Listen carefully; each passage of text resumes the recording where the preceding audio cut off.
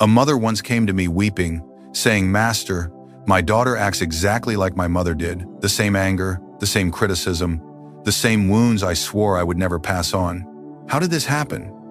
I smiled gently and said, "Your daughter came as your greatest teacher. She is showing you the patterns that need healing, not punishment." Let me explain what this means for every mother watching.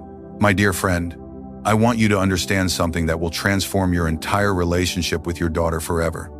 She is not just your child. She is a mirror of your past karma, a sacred reflection of the patterns, wounds, and lessons that your soul needs to heal in this lifetime.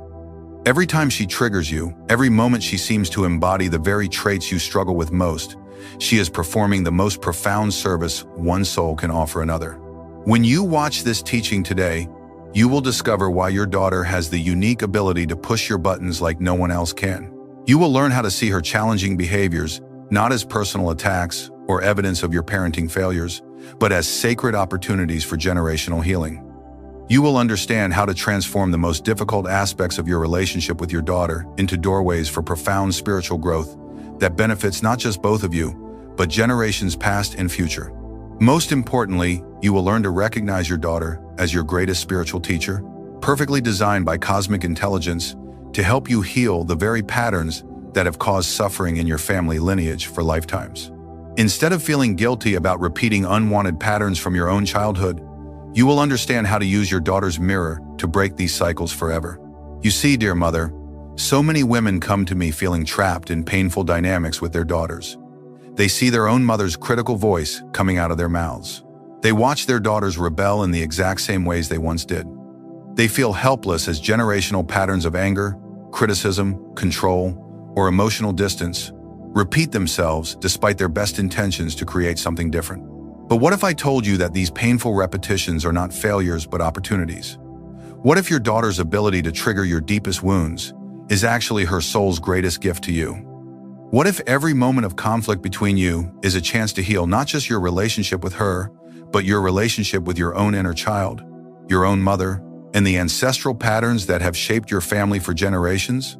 This understanding comes from the ancient wisdom of karma, which teaches us that souls choose specific relationships and experiences to work through unfinished spiritual lessons. Your daughter did not come to you by accident.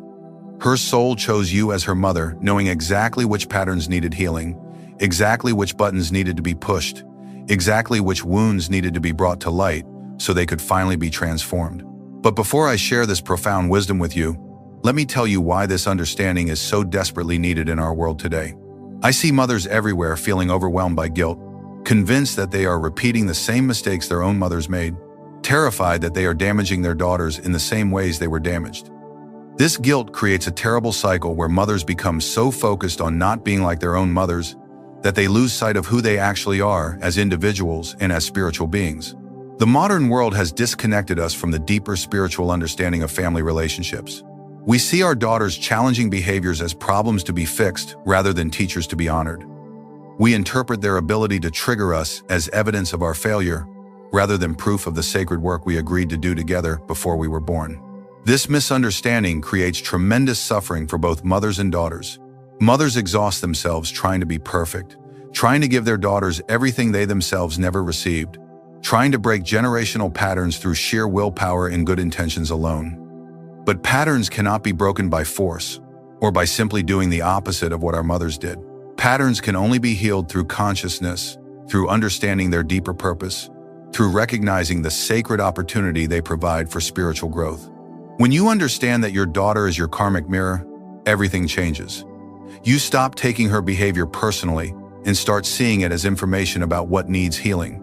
You stop trying to control her responses and start transforming your own patterns. You stop feeling like a victim of generational cycles and start recognizing yourself as the one chosen to break these cycles through conscious awareness and spiritual practice. This is not just beautiful philosophy, my friend. This is practical wisdom that will transform your daily experience of motherhood. When you know that your daughter chose you specifically to help heal certain karmic patterns, every challenging interaction becomes sacred. When you understand that her most difficult behaviors are reflections of wounds seeking healing, you respond with curiosity instead of reactivity. When you realize that you are both souls serving each other's evolution, Love flows naturally, even in the most difficult moments.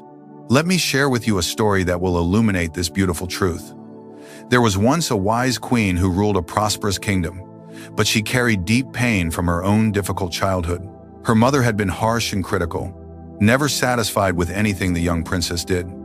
No matter how hard she tried, how perfectly she behaved, how many achievements she accomplished, her mother always found something to criticize, something that was not quite good enough. This created wounds of unworthiness and a desperate need for approval that followed the princess into her adult life. Even as queen, she found herself constantly seeking validation from her advisors, her subjects, her husband. She could never rest in her own worth, always needing external confirmation that she was valuable, lovable, acceptable. One day, a mysterious sage appeared at court and presented the queen with an unusual gift. It was a mirror, but not an ordinary one. This mirror, he explained, would show her not her physical appearance, but her soul's deepest lessons. Whatever she most needed to learn and heal would be reflected back to her through this sacred mirror, but only if she had the courage to look deeply and honestly at what it revealed. At first, the queen was delighted with the gift. She thought it would show her all her spiritual accomplishments, all the ways she had grown beyond her difficult childhood, all the evidence that she was indeed a worthy and enlightened ruler. But as days passed, the mirror began showing her things she did not want to see. It reflected her own critical voice, the harsh inner judge that constantly evaluated her performance and found it lacking. It showed her impatience with servants who made mistakes, her tendency to withdraw love and approval when people displeased her. It revealed how she had unconsciously begun treating others the way her mother had treated her, passing on the very patterns of criticism and conditional love that had wounded her so deeply. The queen became angry with the mirror, covering it with cloth and hiding it away in a dark corner of her chambers. She told herself that the mirror was defective, that it was showing her false reflections, that she was nothing like her mother and had successfully broken free from those harmful patterns. But the sage appeared again and said gently, "Dear queen, you cannot hide from what needs healing. This mirror is your greatest blessing, for it shows you exactly what patterns must be transformed for you to become truly free. Without this reflection, these wounds would remain hidden in your unconscious mind, continuing to cause suffering for yourself and all those you touch. The mirror is not your enemy. It is your most compassionate teacher." The queen resisted this wisdom for many months, but the sage's words echoed in her heart. Slowly, she began to uncover the mirror again, a little at a time, learning to look at the reflections with curiosity rather than judgment. She began to see that the critical voice in the mirror was not really her true self, but the wounded child within her who had learned to criticize herself as a survival mechanism in her harsh childhood environment. As she worked with the mirror's reflections, learning to heal her own inner critic with compassion and understanding, something beautiful began to happen. The relationships in her kingdom started to improve. Her subjects felt safer to bring her honest counsel instead of just telling her what they thought she wanted to hear. Her husband felt more loved and accepted for who he truly was. Her advisors became more creative and innovative because they no longer feared her criticism of their ideas. Years later, the queen gave birth to a daughter, and as this little girl grew, something remarkable happened. The princess began displaying the exact same critical, demanding behaviors that had wounded the queen so deeply in her own childhood. At age 3, the little princess would inspect her toys and declare them not good enough. At age 5, she would criticize the castle staff for not meeting her impossibly high standards. At age 7, she would never be satisfied with any meal, any dress, any activity, always finding something to complain about or improve. At first, the queen was devastated. She thought, "I have failed as a mother. I swore I would never treat my child as my mother treated me. Yet somehow I have created the same patterns. I have given my daughter all the love and acceptance I never received, yet she has become even more critical and demanding than my mother ever was.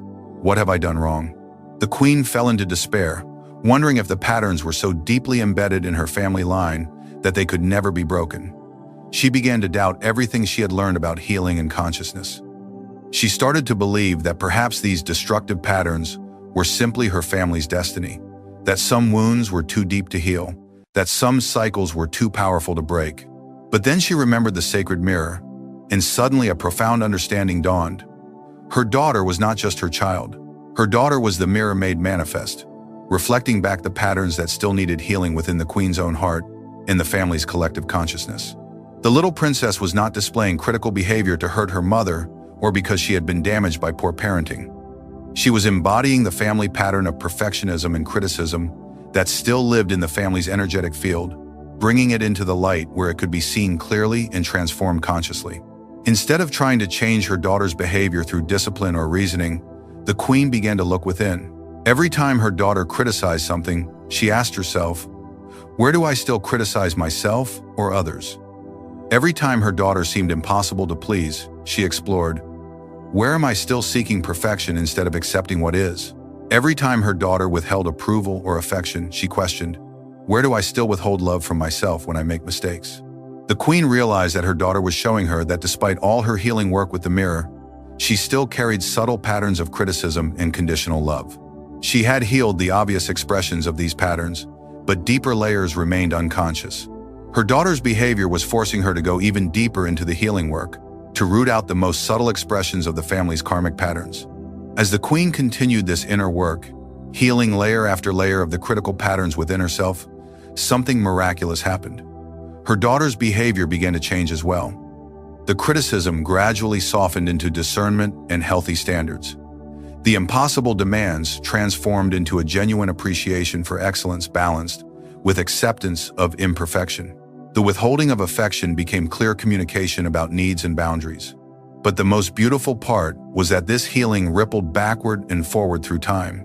The queen found herself finally understanding and forgiving her own mother, recognizing that her mother too had been carrying patterns from previous generations, doing her best with the consciousness available to her at the time.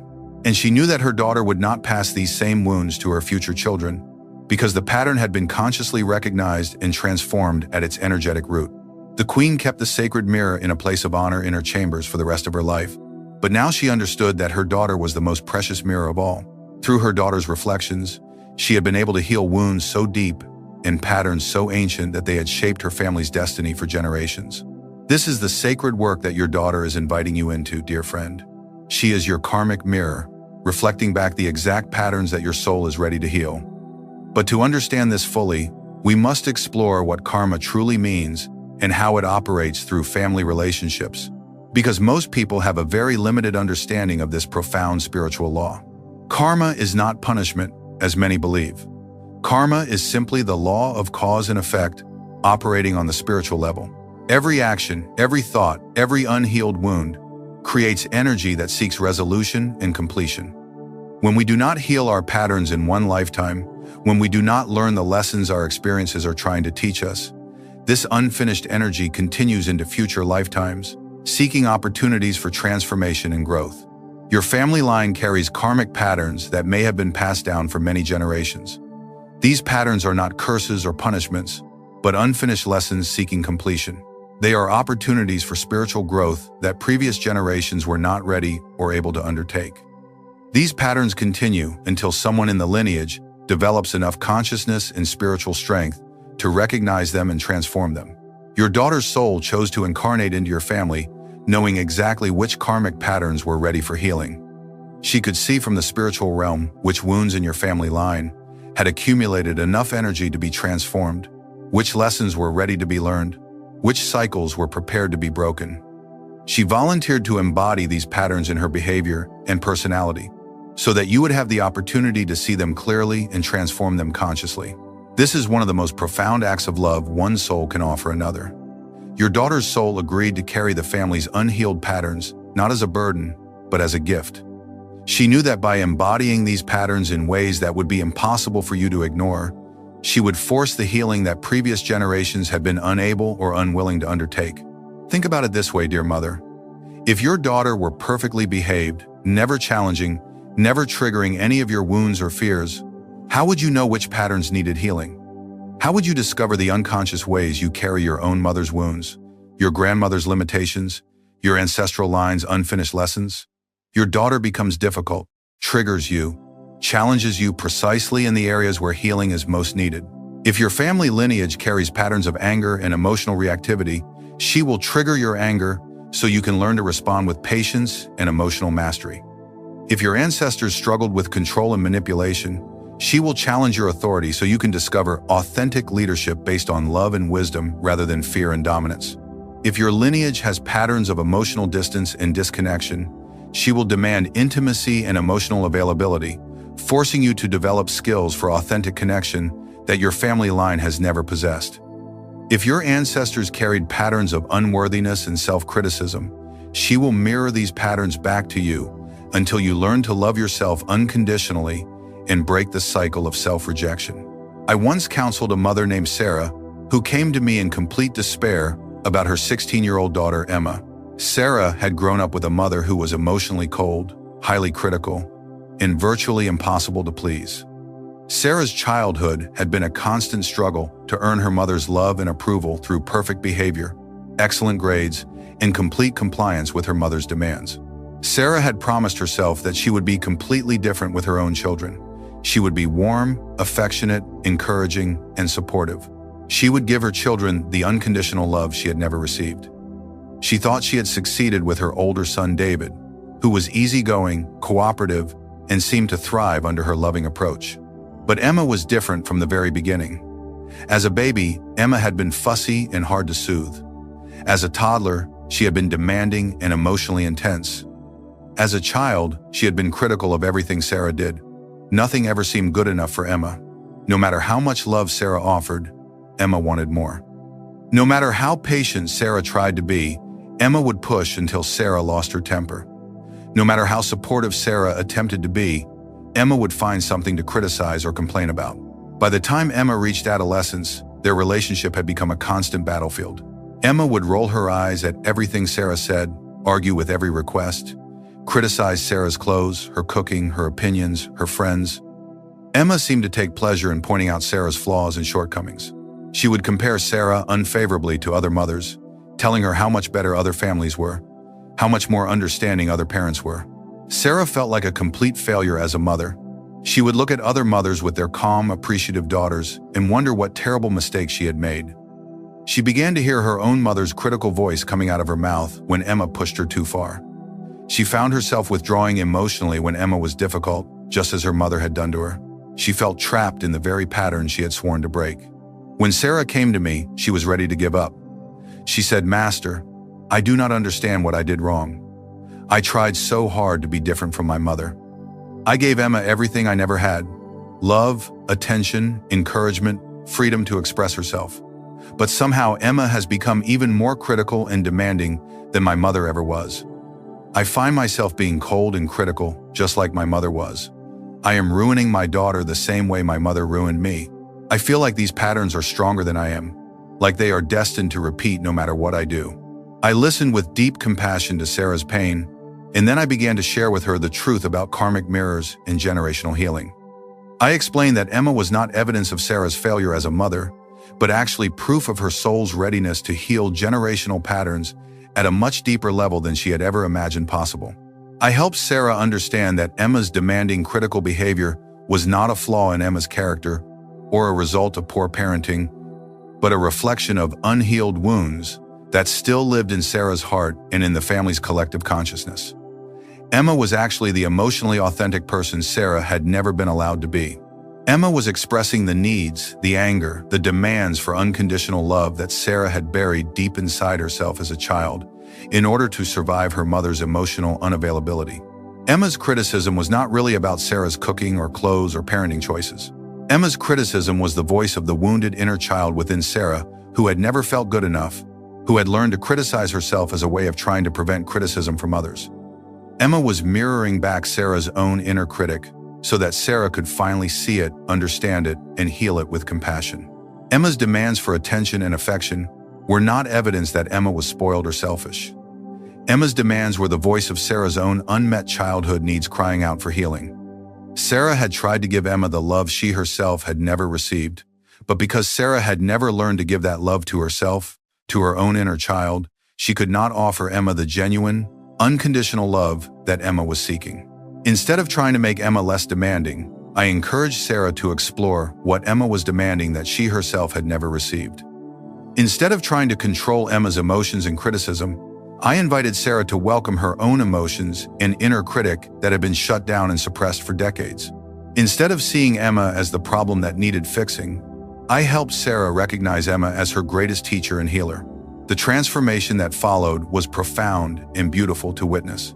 As Sarah began to heal her own relationship with criticism, with needing approval, with expressing emotions authentically, Emma began to relax and soften. Sarah started practicing self-compassion instead of self-criticism, and Emma's criticism of her mother decreased dramatically. Sarah learned to validate her own feelings and needs instead of constantly seeking external approval, and Emma stopped being so demanding of attention and validation.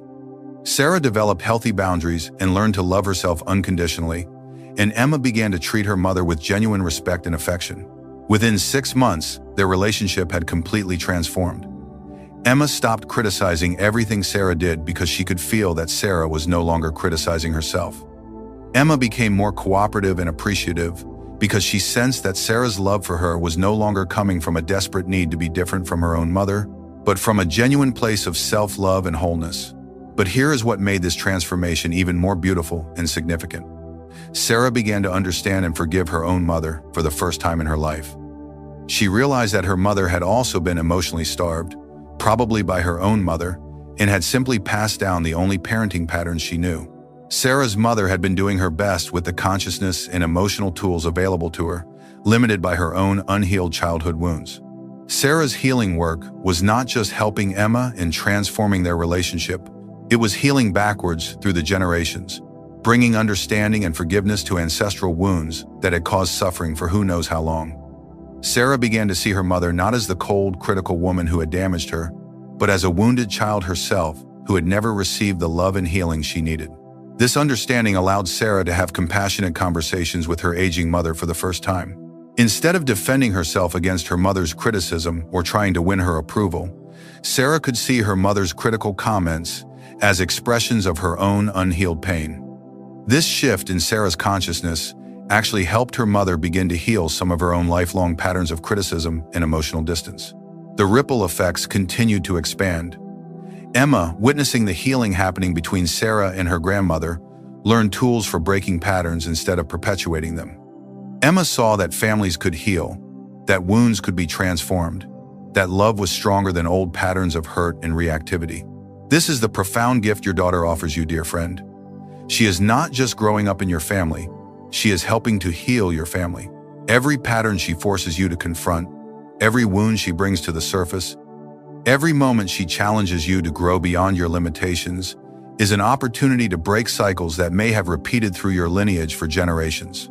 But let me explain the deeper spiritual mechanics of how this karmic mirroring actually works, because understanding these principles will help you recognize the sacred patterns at play in your own relationship with your daughter and give you tools for working with them consciously. The first principle is that souls incarnate together repeatedly through multiple lifetimes to work through unfinished karmic lessons and serve each other's evolution. Your daughter has likely been connected to your soul through many lifetimes, playing different roles but always serving each other's spiritual growth.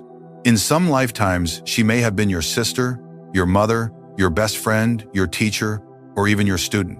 The specific relationship changes from lifetime to lifetime, but the soul commitment to mutual growth and healing continues. In this particular lifetime, her soul chose to come as your daughter, knowing that this specific relationship would provide the perfect conditions for both of your souls to heal certain karmic patterns and develop specific spiritual qualities. The mother-daughter relationship is especially powerful for karmic healing because it activates our deepest patterns around nurturing, authority, identity, self-worth, and unconditional love. The intensity and intimacy of the mother-daughter bond means that you have access to each other's hearts in ways that few other relationships provide. This access allows for profound healing when used consciously, but it can also create intense wounding when patterns are unconscious and reactive. The second principle is that karmic patterns are stored not just in individual consciousness, but in what we might call the family soul or collective family consciousness. This is the energetic field that connects all members of a bloodline across time and space. Unhealed wounds in your grandmother affect your mother, which affect you, which will affect your daughter unless the patterns are consciously recognized and transformed.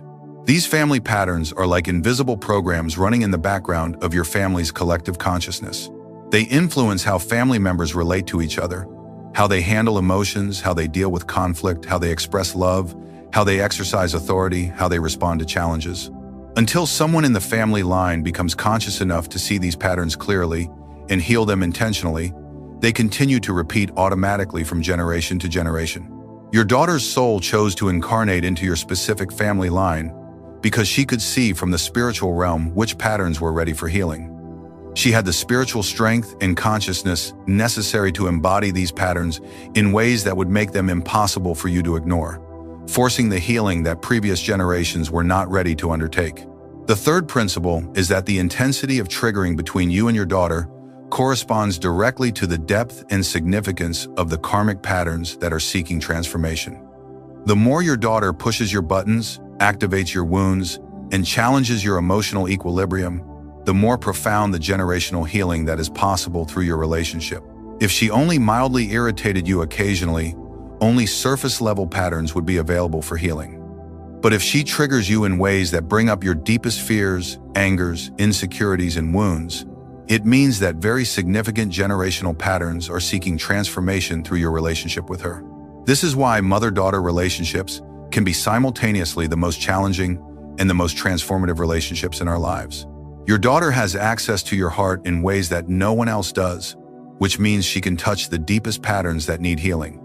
She can push buttons that you did not even know existed, bringing unconscious patterns into the light where they can finally be seen clearly and healed consciously. The fourth principle is that healing happens when we stop trying to change the mirror and start changing what is being reflected. As long as you focus your energy on trying to fix your daughter's behavior, manage her emotions, or control her responses to you, the karmic patterns will continue unchanged. The mirror will keep reflecting the same patterns because the source of those patterns has not been addressed. But when you use your daughter's behavior as information about what needs healing within yourself and your family lineage, when you become curious about what her challenges are revealing about your own unconscious patterns, transformation becomes possible. Your daughter is not the problem that needs fixing. She is the solution that needs recognizing. She is showing you exactly where healing needs to happen, exactly which patterns are ready to be transformed, exactly which wounds are ready to be healed. When you shift your focus from changing her to healing yourself, everything changes. The patterns begin to dissolve at their energetic source instead of just being managed at the behavioral level. Your daughter naturally begins to express the healed versions of these patterns because the family consciousness that was generating the old patterns has been transformed. Now let me share with you some of the most common karmic patterns that play out between mothers and daughters, so you can begin to recognize which specific patterns your daughter might be helping you heal. Understanding these patterns will help you see your relationship challenges in a completely new light and give you specific directions for your healing work. One of the most prevalent patterns is what I call the mother wound around worthiness and approval. This pattern shows up in families where love has been conditional, where children learn that they must perform, achieve, or behave in specific ways to earn love and acceptance. This creates deep wounds around self-worth and a desperate need for external validation that can last for lifetimes. Many mothers carry these wounds from their own childhoods, where they experienced mothers who were never satisfied, who always found something to criticize, who gave love and approval based on performance rather than simply because their children existed and were inherently valuable. These mothers often overcompensate with their own daughters, trying to give them the unconditional approval and validation they never received themselves. But here is what happens in these families. The daughter's soul knows that her mother still carries the wound of feeling unworthy and seeking external approval. The mother may be offering praise and encouragement to her daughter, but underneath this offering is the mother's own unhealed need for approval and validation. The daughter can sense this unconscious neediness, and it does not feel like genuine love. So the daughter becomes impossible to please, constantly critical, always finding fault with everything her mother does. She mirrors back the inner critic that still lives within her mother's consciousness. She refuses to give her mother the approval and validation that her mother is unconsciously seeking from her. She does this not to hurt her mother, but to force her mother to find worth and approval from within, from her own divine nature, instead of seeking it from external sources, including her own daughter. The daughter's criticism and disapproval are actually a profound gift, though they certainly do not feel like it in the moment. The daughter is refusing to enable her mother's pattern of seeking worth outside herself. She is forcing her mother to develop genuine self-love and self-acceptance that is not dependent on anyone else's opinion or approval. When the mother learns to approve of herself regardless of her daughter's responses, when she finds her worth in her divine nature rather than in external validation, when she heals her own wounds around criticism and perfectionism, the daughter naturally becomes more appreciative and less critical. The karmic pattern of seeking worth outside oneself gets healed through the mother's inner work, and the daughter no longer needs to mirror this pattern back to her. Another extremely common pattern involves control and freedom, authority and rebellion. This pattern manifests in families where control has been used as a substitute for love, where children have been managed and manipulated rather than guided and supported, where compliance and obedience have been valued over authentic self-expression and healthy independence. Many mothers grew up in families where control was the primary parenting tool. Their parents may have used guilt, shame, punishment, or emotional manipulation to get compliance. These mothers often swing to the opposite extreme with their own daughters, trying to give them complete freedom and autonomy to avoid repeating the controlling patterns they experienced in their own childhoods. But the daughter's soul recognizes that her mother still carries fear and confusion around healthy authority and appropriate boundaries. The mother may be trying to avoid being controlling, but she has not yet learned how to exercise loving authority or how to set boundaries that serve her daughter's growth rather than her own need for control. So the daughter becomes wildly rebellious, testing every limit, refusing to cooperate with any family structure or expectations, sometimes even engaging in dangerous or destructive behaviors. She is forcing her mother to develop the loving authority and wise leadership that the family line has never possessed.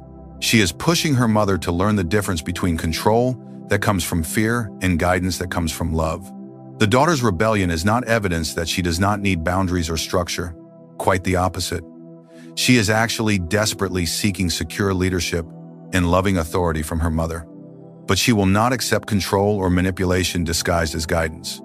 She will only respond to authentic authority that serves her highest good rather than her mother's need for compliance. The mother must learn to set boundaries from love rather than fear, to provide structure that supports her daughter's growth rather than control that limits her authentic expression, to exercise authority that serves her daughter's development rather than her own need for compliance and peace. When this healing happens, the daughter naturally becomes more cooperative and respectful because she finally has the secure structure and loving leadership she was actually seeking through her rebellion. A third common pattern involves emotional expression and authenticity. Many family lines carry patterns of emotional suppression, where feelings are seen as dangerous or inappropriate, where family members learn to hide their true selves to maintain peace or avoid conflict. In these families, anger is not allowed, sadness is seen as weakness, fear is viewed as failure, and only positive emotions are acceptable. Mothers from these emotionally suppressed families often feel deeply uncomfortable with strong emotions, both their own and their daughters'. They try to keep their families calm and harmonious, avoiding conflict and emotional intensity whenever possible. They may unconsciously teach their daughters to suppress their feelings or express only emotions that are pleasant and easy to handle. But the daughter becomes intensely emotional, dramatic, expressing every feeling loudly and openly, refusing to suppress or hide her authentic emotional self.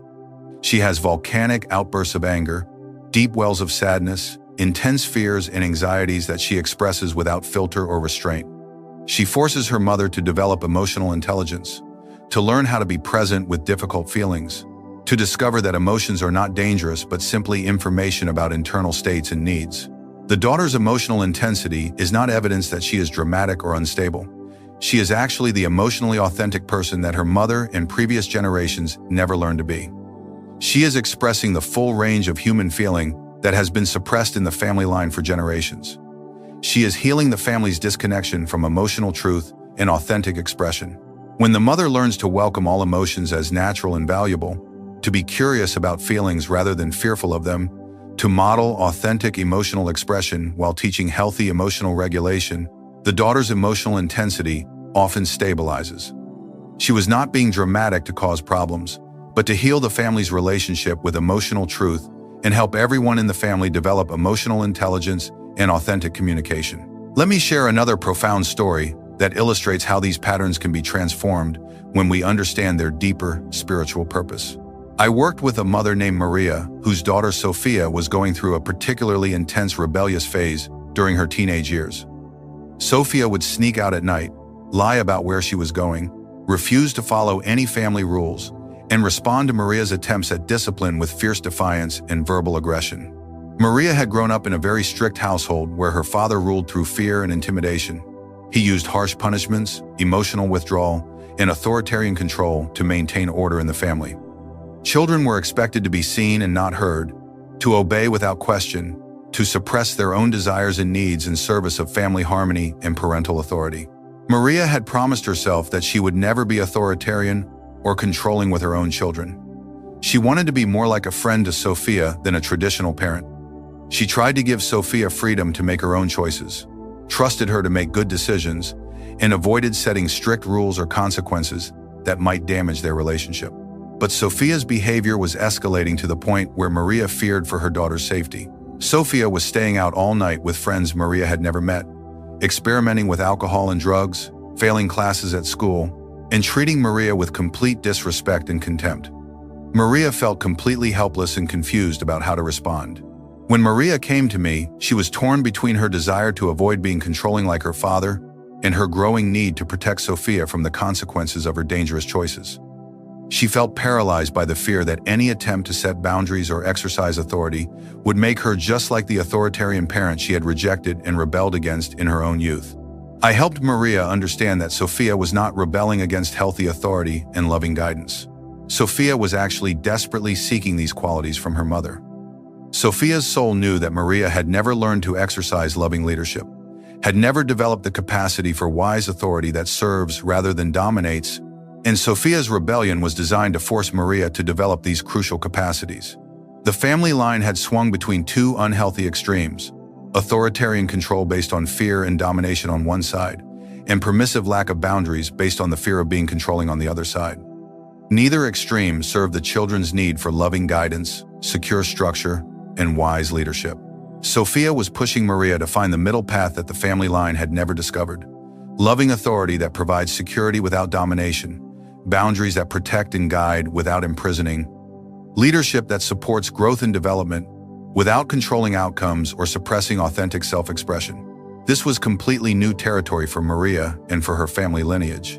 Previous generations had only known how to relate through power struggles, control and rebellion, domination and submission. No one in the family line had ever learned how to balance freedom with responsibility, love with limits, support with structure. As Maria learned to set boundaries from love rather than fear, to say no when necessary while still affirming her love and support for Sophia, to provide structure that serves Sophia's development rather than Maria's need for control and peace, Sophia began to respond completely differently. The rebellion gradually transformed into healthy independence and self-advocacy. The lying became honest communication about desires, fears, and struggles. The defiance became respectful negotiation about rules, expectations, and consequences. Maria realized that Sophia had been testing her love by seeing if it would remain constant even when Sophia was difficult to love. Sophia needed to know that Maria's authority came from caring about Sophia's well-being and future, not from a need to dominate or control her. Sophia needed to feel that Maria was strong enough to handle her intensity, wise enough to guide her safely, and loving enough to maintain connection even through conflict and disagreement. This healing rippled through their family in beautiful and unexpected ways. Maria's relationship with her own authoritarian father began to improve as she understood that his controlling behavior had come from love and concern for his family, even though his methods had been fear-based and harmful. She could see that he had been doing his best with the parenting tools available to him, limited by his own unhealed childhood experiences. Sophia learned to trust authority figures in general, because she had experienced loving authority from her mother. She developed healthy relationships with teachers, coaches, and other adults because she understood that authority could serve her growth rather than limit her freedom. She learned to set appropriate boundaries in her own relationships and to communicate her needs directly rather than through rebellion and acting out. Future generations would benefit from this healed understanding of how to balance freedom and structure, how to exercise authority with love, how to maintain connection through conflict. The family's relationship with power, control, and authority was transformed forever through Maria and Sophia's willingness to work through this challenging phase consciously rather than just trying to survive it or control it. Now let me share with you the practical tools and spiritual practices that will support you in this sacred work of recognizing and healing the karmic patterns that your daughter is reflecting back to you. These practices will help you stay connected to your highest wisdom even in the most challenging moments with your daughter, and they will create an environment where profound healing can occur for both of you. The first practice I call sacred recognition, and it is perhaps the most powerful tool you can develop for transforming your relationship with your daughter from reactive to conscious. When your daughter triggers you, when she displays behaviors that push your buttons or activate your deepest wounds, pause before reacting and ask yourself this transformative question. What pattern from my past, from my family lineage, is seeking healing through this moment? Instead of immediately focusing on changing her behavior or defending yourself against her words or actions, become intensely curious about what her behavior is reflecting back to you about your own unconscious patterns. If she is being critical of you, ask yourself where you are still critical of yourself or others. If she is being demanding and never satisfied, explore where you have unmet needs for attention, appreciation, or care. If she is being controlling or manipulative, investigate where you still try to control outcomes instead of trusting life's natural flow. If she is being withdrawn and emotionally distant, examine where you withdraw love or connection when you feel hurt or disappointed. If she is being rebellious and defiant, look at where you still rebel against appropriate authority or guidance in your own life. If she is being dramatic and emotionally intense, explore where you have suppressed your own emotional expression or authentic feelings. Your daughter is not causing these patterns to exist within you. She is simply revealing patterns that already live in your consciousness and in your family's collective energy field. When you use her behavior as a mirror for self-discovery rather than taking it personally or trying to control it, you begin to heal the root cause of the patterns rather than just managing their surface expressions. This practice requires tremendous courage and honesty because it asks you to take responsibility for your own healing rather than focusing on what your daughter needs to change. It requires you to look at your own unconscious patterns rather than blaming her behavior for your emotional reactions. But this is where your real power lies, in healing what belongs to you rather than trying to fix what belongs to her. The second practice is what I call generational healing meditation, and I encourage you to do this regularly as part of your spiritual practice. Set aside time each week to consciously work with the ancestral patterns that are seeking healing through your relationship with your daughter. Sit quietly in meditation and imagine your mother, grandmother, great-grandmother, and all the mothers in your maternal lineage standing with you in a circle of light. Feel their presence and their love, even if your relationships with them were difficult or painful. Ask them to show you the patterns of limitation, fear, criticism, control, or emotional wounding that have been passed down through your maternal line from generation to generation. Allow yourself to see and feel these patterns without judgment or resistance. Understand that each generation of mothers was doing their best with the consciousness and tools available to them at the time. They were not trying to harm their daughters, but they were unconsciously passing on the only patterns they knew, the patterns they themselves had inherited from previous generations. Send love and forgiveness to these ancestral mothers, appreciating their sacrifices and struggles that made your life possible. Thank them for their love and care, even when it was expressed through limited or harmful patterns. Honor their strength and resilience in surviving and thriving, despite their own unhealed wounds and challenging circumstances. Then consciously choose to transform any patterns that no longer serve your family lineage.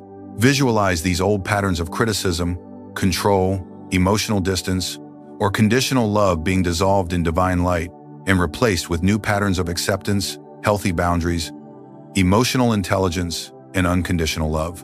See yourself offering your daughter what you wish you had received from your own mother. Imagine yourself responding to your daughter's challenges with wisdom and compassion rather than reactivity and fear. Visualize your daughter growing up with emotional tools and conscious parenting that previous generations never had access to. End this meditation by blessing your daughter's soul for volunteering to help heal these ancestral patterns. Thank her for her service to your family's evolution, recognizing that even her most challenging behaviors are expressions of love disguised as difficulty. Thank her for trusting you enough to show you what needs healing, for being brave enough to embody family patterns so they could be seen clearly and transformed consciously. The third practice is what I call response versus reaction training, and this will help you develop the capacity to respond consciously to your daughter's triggers rather than reacting unconsciously from old patterns. Begin to notice the difference between reacting automatically to your daughter from wounded places within yourself and responding consciously from your highest wisdom and most loving heart. When your daughter triggers you, when you feel that familiar rise of anger, frustration, fear, or hurt, take 3 deep breaths and ask yourself, how would I respond if I truly understood that she is my greatest teacher? What would love do in this moment? How can I serve both her growth and my own healing through my response? This does not mean being permissive or avoiding necessary boundaries and consequences. Love sometimes requires firmness, clear limits, and difficult conversations. But when your boundaries come from love and wisdom rather than reactivity and woundedness, when your guidance comes from genuine care for her development rather than your own need for control or compliance, your daughter can feel the difference and will respond accordingly. Practice speaking to her soul as well as her personality. You might say something like, I can see that you are struggling with something important, and I want to understand what you are going through. I also need you to speak to me with respect. How can we work together to meet both of our needs? This acknowledges her deeper experience and emotional reality, while still maintaining appropriate expectations and boundaries. Or you might say, I love you no matter what, and I can see that you are upset about something. I am here to listen and support you, and I also need our family to feel safe and respectful for everyone. Let us figure out together how to handle this situation in a way that works for both of us. This approach recognizes that her challenging behavior is usually an expression of some deeper need, fear, or struggle that she does not yet have mature tools to communicate directly. It offers support and understanding while still maintaining the structure and expectations that serve her development. The 4th practice is what I call pattern interruption, and this is where you consciously choose to respond differently than your mother did when you were in similar situations with her. When you catch yourself about to repeat patterns from your own childhood that you do not want to pass on to your daughter, pause and consciously choose a different response. If your mother responded to your emotions with criticism or dismissal, practice responding to your daughter's emotions with curiosity and validation. If your mother was controlling when you expressed independence or disagreement, practice supporting your daughter's autonomy while maintaining loving connection. If your mother withdrew emotionally when you were difficult or challenging, practice staying present and engaged even when your daughter is triggering you. Every time you choose a conscious response instead of an unconscious reaction, you are literally rewiring your family's karmic patterns. You are creating new neural pathways in your brain and new energy patterns in your family's collective consciousness that will benefit not just your daughter, but all future generations. Remember that breaking generational patterns is not about perfect parenting or never making mistakes. It is about conscious parenting, becoming aware of unconscious patterns, and making deliberate choices to respond differently. You will still get triggered sometimes, still react from old wounds occasionally, still make mistakes and lose your patience. The difference is that you clean up your mistakes quickly, learn from your reactions, and keep growing instead of staying stuck in unconscious patterns. When you do react unconsciously, when you catch yourself repeating old patterns, acknowledge it honestly with your daughter.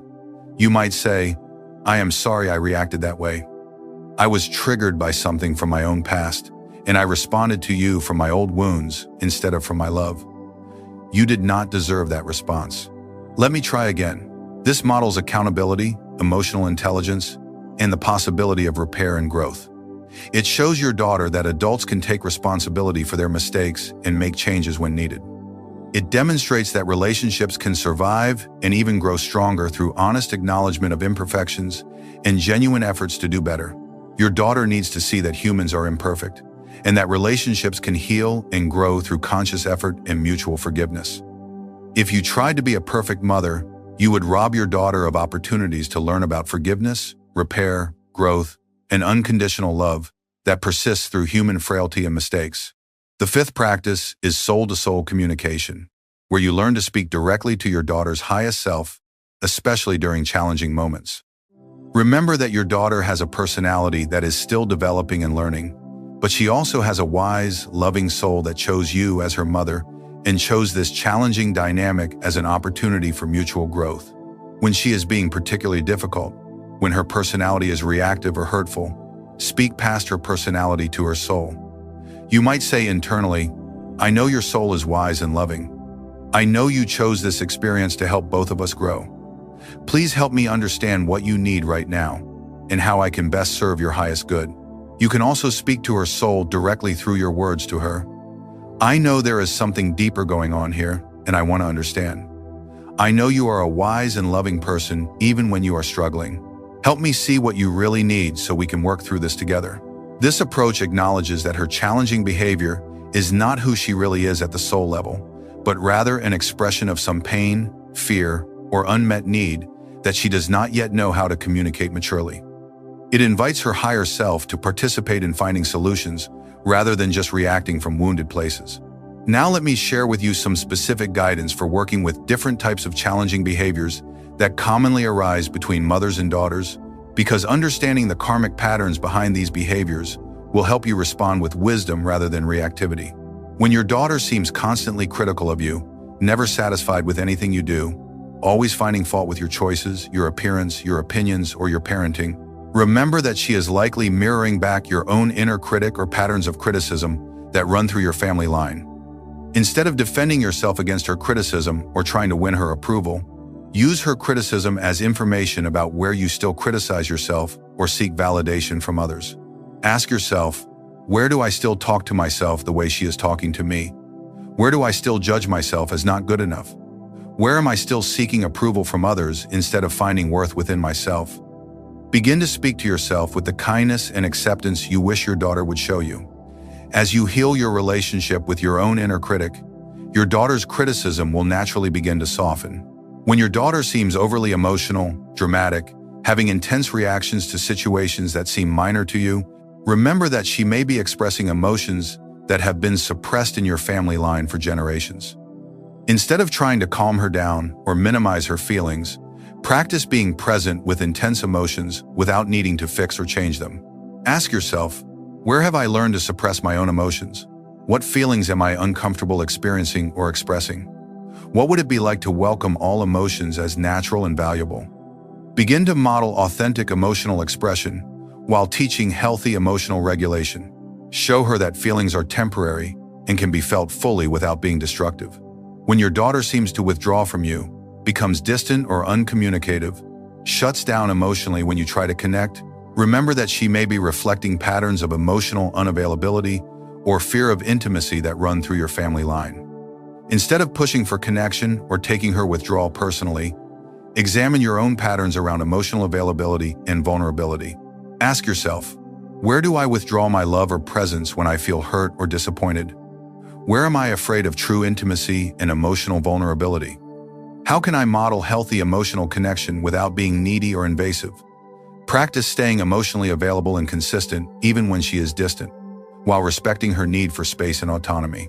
When your daughter seems to lie frequently, tells stories that are not true, or bends the truth to avoid consequences, remember that she may be reflecting patterns around authenticity, truth-telling, and feeling safe to be honest that exist in your family line.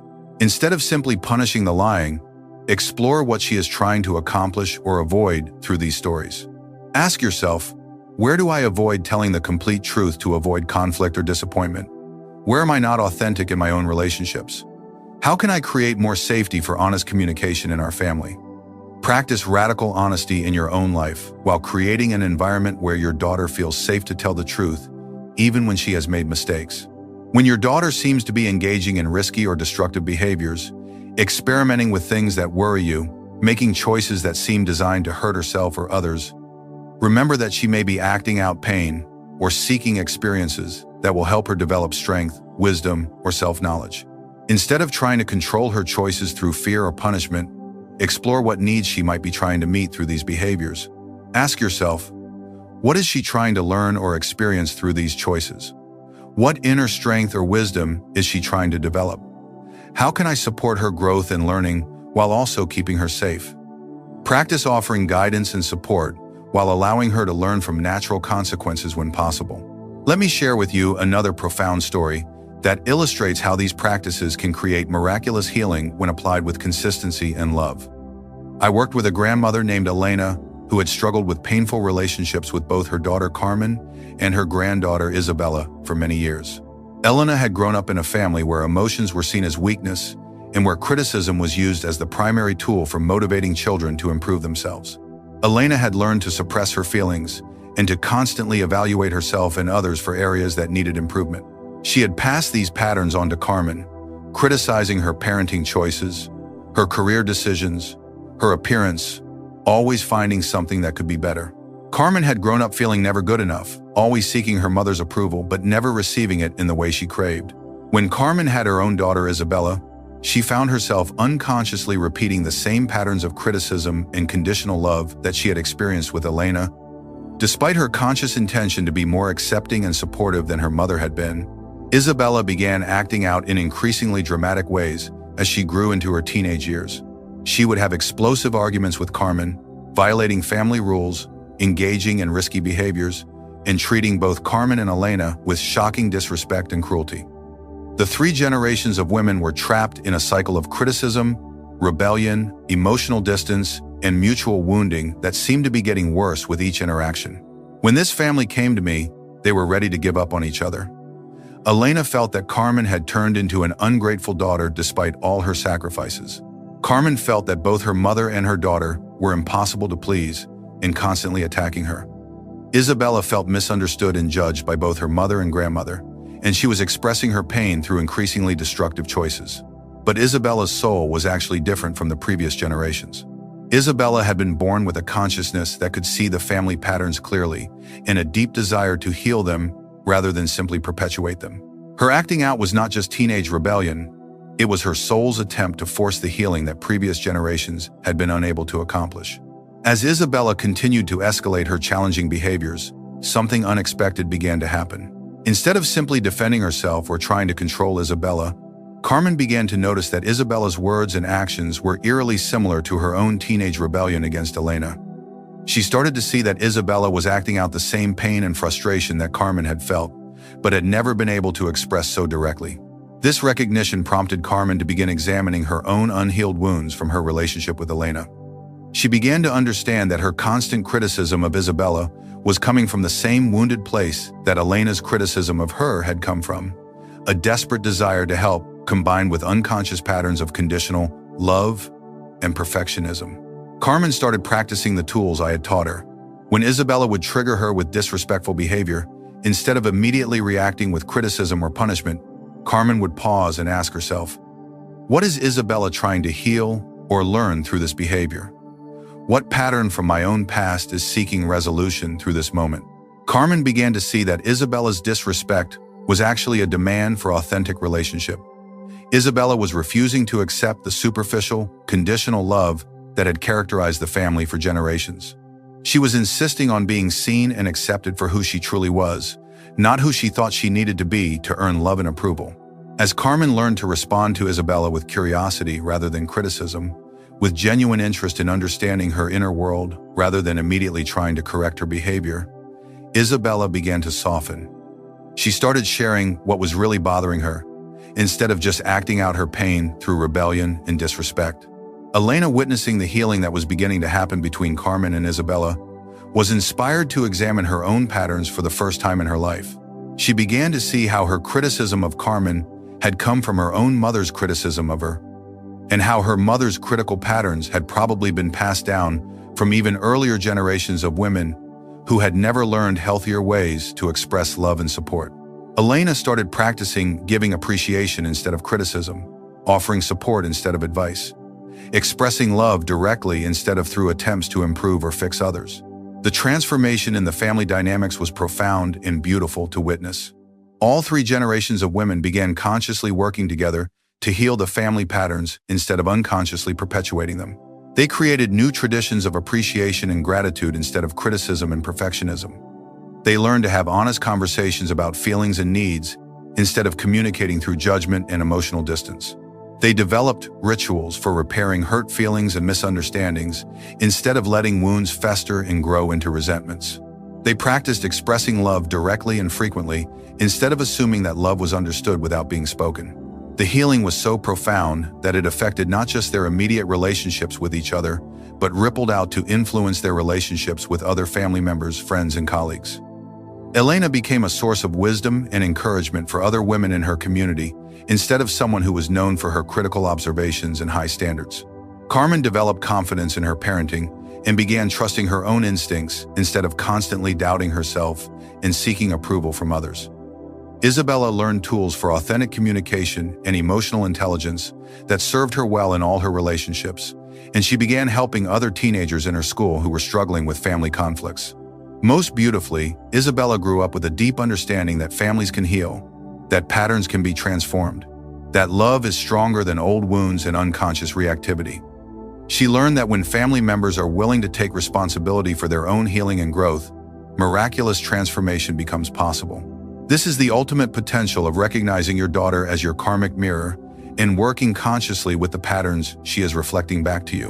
When you understand that she is not just your child, but your spiritual teacher, when you use her challenges as opportunities for generational healing, you become part of a conscious evolution that extends far beyond your immediate relationship.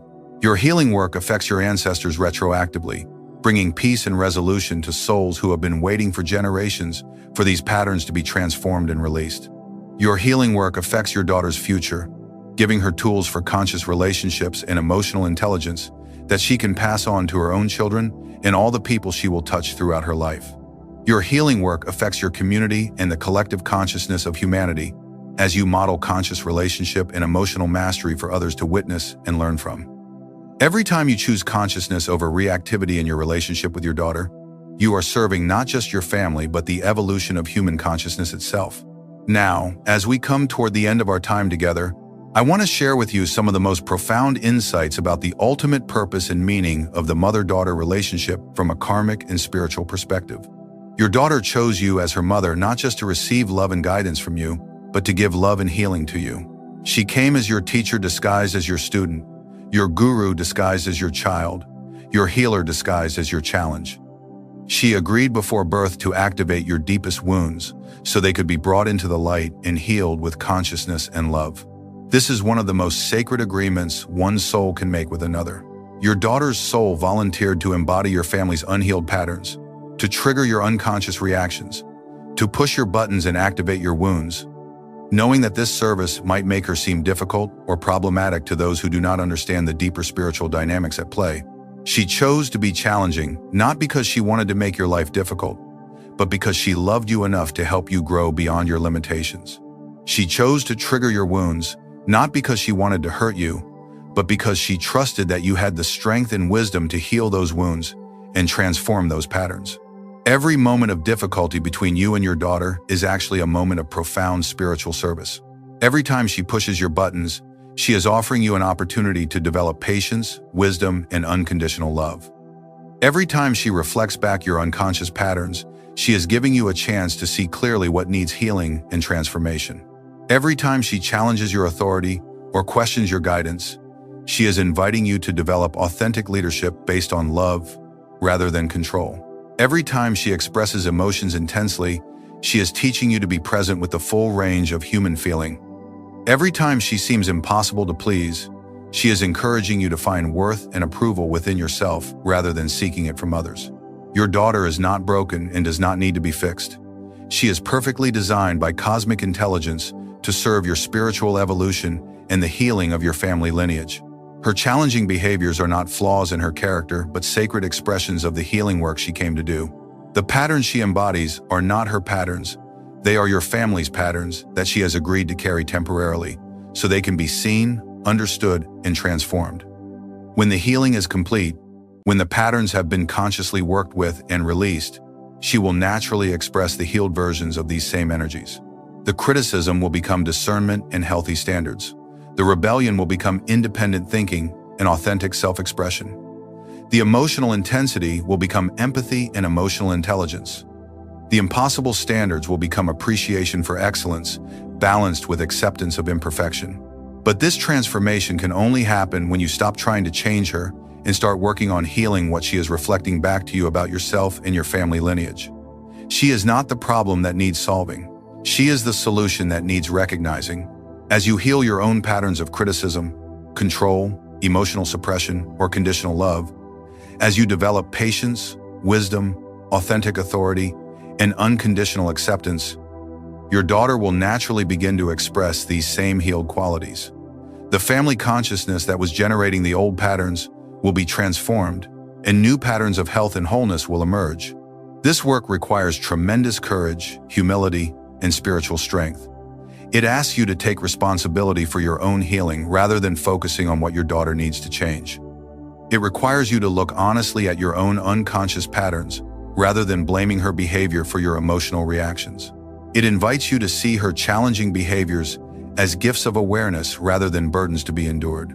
But when you embrace this understanding fully, when you recognize your daughter as your greatest spiritual teacher and work consciously with the patterns she is reflecting back to you, miraculous healing becomes possible not just for both of you, but for your entire family lineage. You become part of a conscious healing process that serves generations past and future. Your ancestors benefit as old wounds and patterns are finally resolved and released. Your descendants benefit as they inherit tools for conscious relationship and emotional intelligence rather than unconscious patterns of wounding and reactivity. Remember always this profound truth that I offer you as a blessing for your sacred journey. Your daughter is not just your child. She is a mirror of your past karma and a doorway to your future healing. In recognizing her as your teacher and working consciously with the patterns she reflects, you transform both of your destinies and serve the healing of all the mothers and daughters who came before you and all who will come after. Every challenging moment with her is a sacred appointment for transformation. Every trigger she activates is a gift of awareness wrapped in the clothing of difficulty. Every pattern she forces you to see is love itself, showing you what is ready to be healed and transformed so that your family line can be free. Trust the wisdom of both your souls that chose this challenging and beautiful relationship. Trust that the difficulties between you are not punishments, but opportunities. Trust that the love you share is strong enough to heal any wound, transform any pattern, bridge any gap that has existed between you. Your daughter came to you as the perfect teacher for your soul's evolution. Honor her service by receiving her teaching with gratitude and working consciously with what she reflects back to you. In healing yourself, you heal her. In transforming your patterns, you transform your family's destiny. In loving her unconditionally through every challenge, you discover your own divine nature. I am blessed to serve as a conscious mother to this sacred soul. Through awareness, compassion, and unwavering love, I transform our challenges into opportunities for healing. In healing my own wounds, I heal the wounds of generations. We are souls helping souls remember the way back to perfect love. If this wisdom has touched your heart and opened new understanding about the sacred nature of your relationship with your daughter, I invite you to subscribe to this channel for more teachings that illuminate the spiritual path of conscious parenting and family healing. Like this video if it has brought you insight and peace about the profound work you and your daughter are doing together. And please, share in the comments below what patterns your daughter seems to be helping you heal. What insights have emerged from seeing her as your karmic mirror, and how this understanding is beginning to transform your relationship with her. Your sharing may be exactly what another mother needs to hear to transform her own challenging relationship with her daughter from a source of pain into a pathway to profound healing and spiritual growth. Your story of transformation could be the inspiration that helps another family break cycles of generational wounding and create new patterns of conscious love. Your insights could be the wisdom that helps another mother recognize her daughter's difficult behavior as sacred service rather than personal attack. Until we meet again in another teaching, may Divine Mother's wisdom guide you in recognizing the profound gift your daughter represents in your life. May you see each challenging moment as a sacred opportunity for healing and growth. May you trust the perfection of your soul's agreement to serve each other's highest evolution through love, patience, and conscious awareness. May you always remember that in healing your relationship with your daughter, you are participating in the healing of the world, one family, one generation, one conscious choice at a time. And may you find deep peace in knowing that your daughter chose you not by accident, but by divine design, recognizing in you the perfect mother to help her soul accomplish its sacred mission in this lifetime, while helping you accomplish yours. Blessings on your sacred journey of conscious motherhood, dear friend. You are never alone in this holy work. All the awakened mothers who have walked this path before you are supporting you in spirit, and all the mothers who will follow are depending on your courage to break the patterns and create new possibilities for conscious family relationships. Your daughter is your greatest teacher, your most precious gift, your clearest mirror, and your most profound opportunity for spiritual growth. Honor her service, receive her teaching, and trust the love that brought you together to transform whatever needs healing between you. This is the sacred work, the holy service, the divine assignment that your souls chose together before you ever took breath in this world. Let me share with you one final story that encompasses all the wisdom we have explored together, a story that will show you the ultimate flowering of this conscious work between mothers and daughters across generations. There was once a lineage of women that carried deep patterns of unworthiness, criticism, and emotional isolation.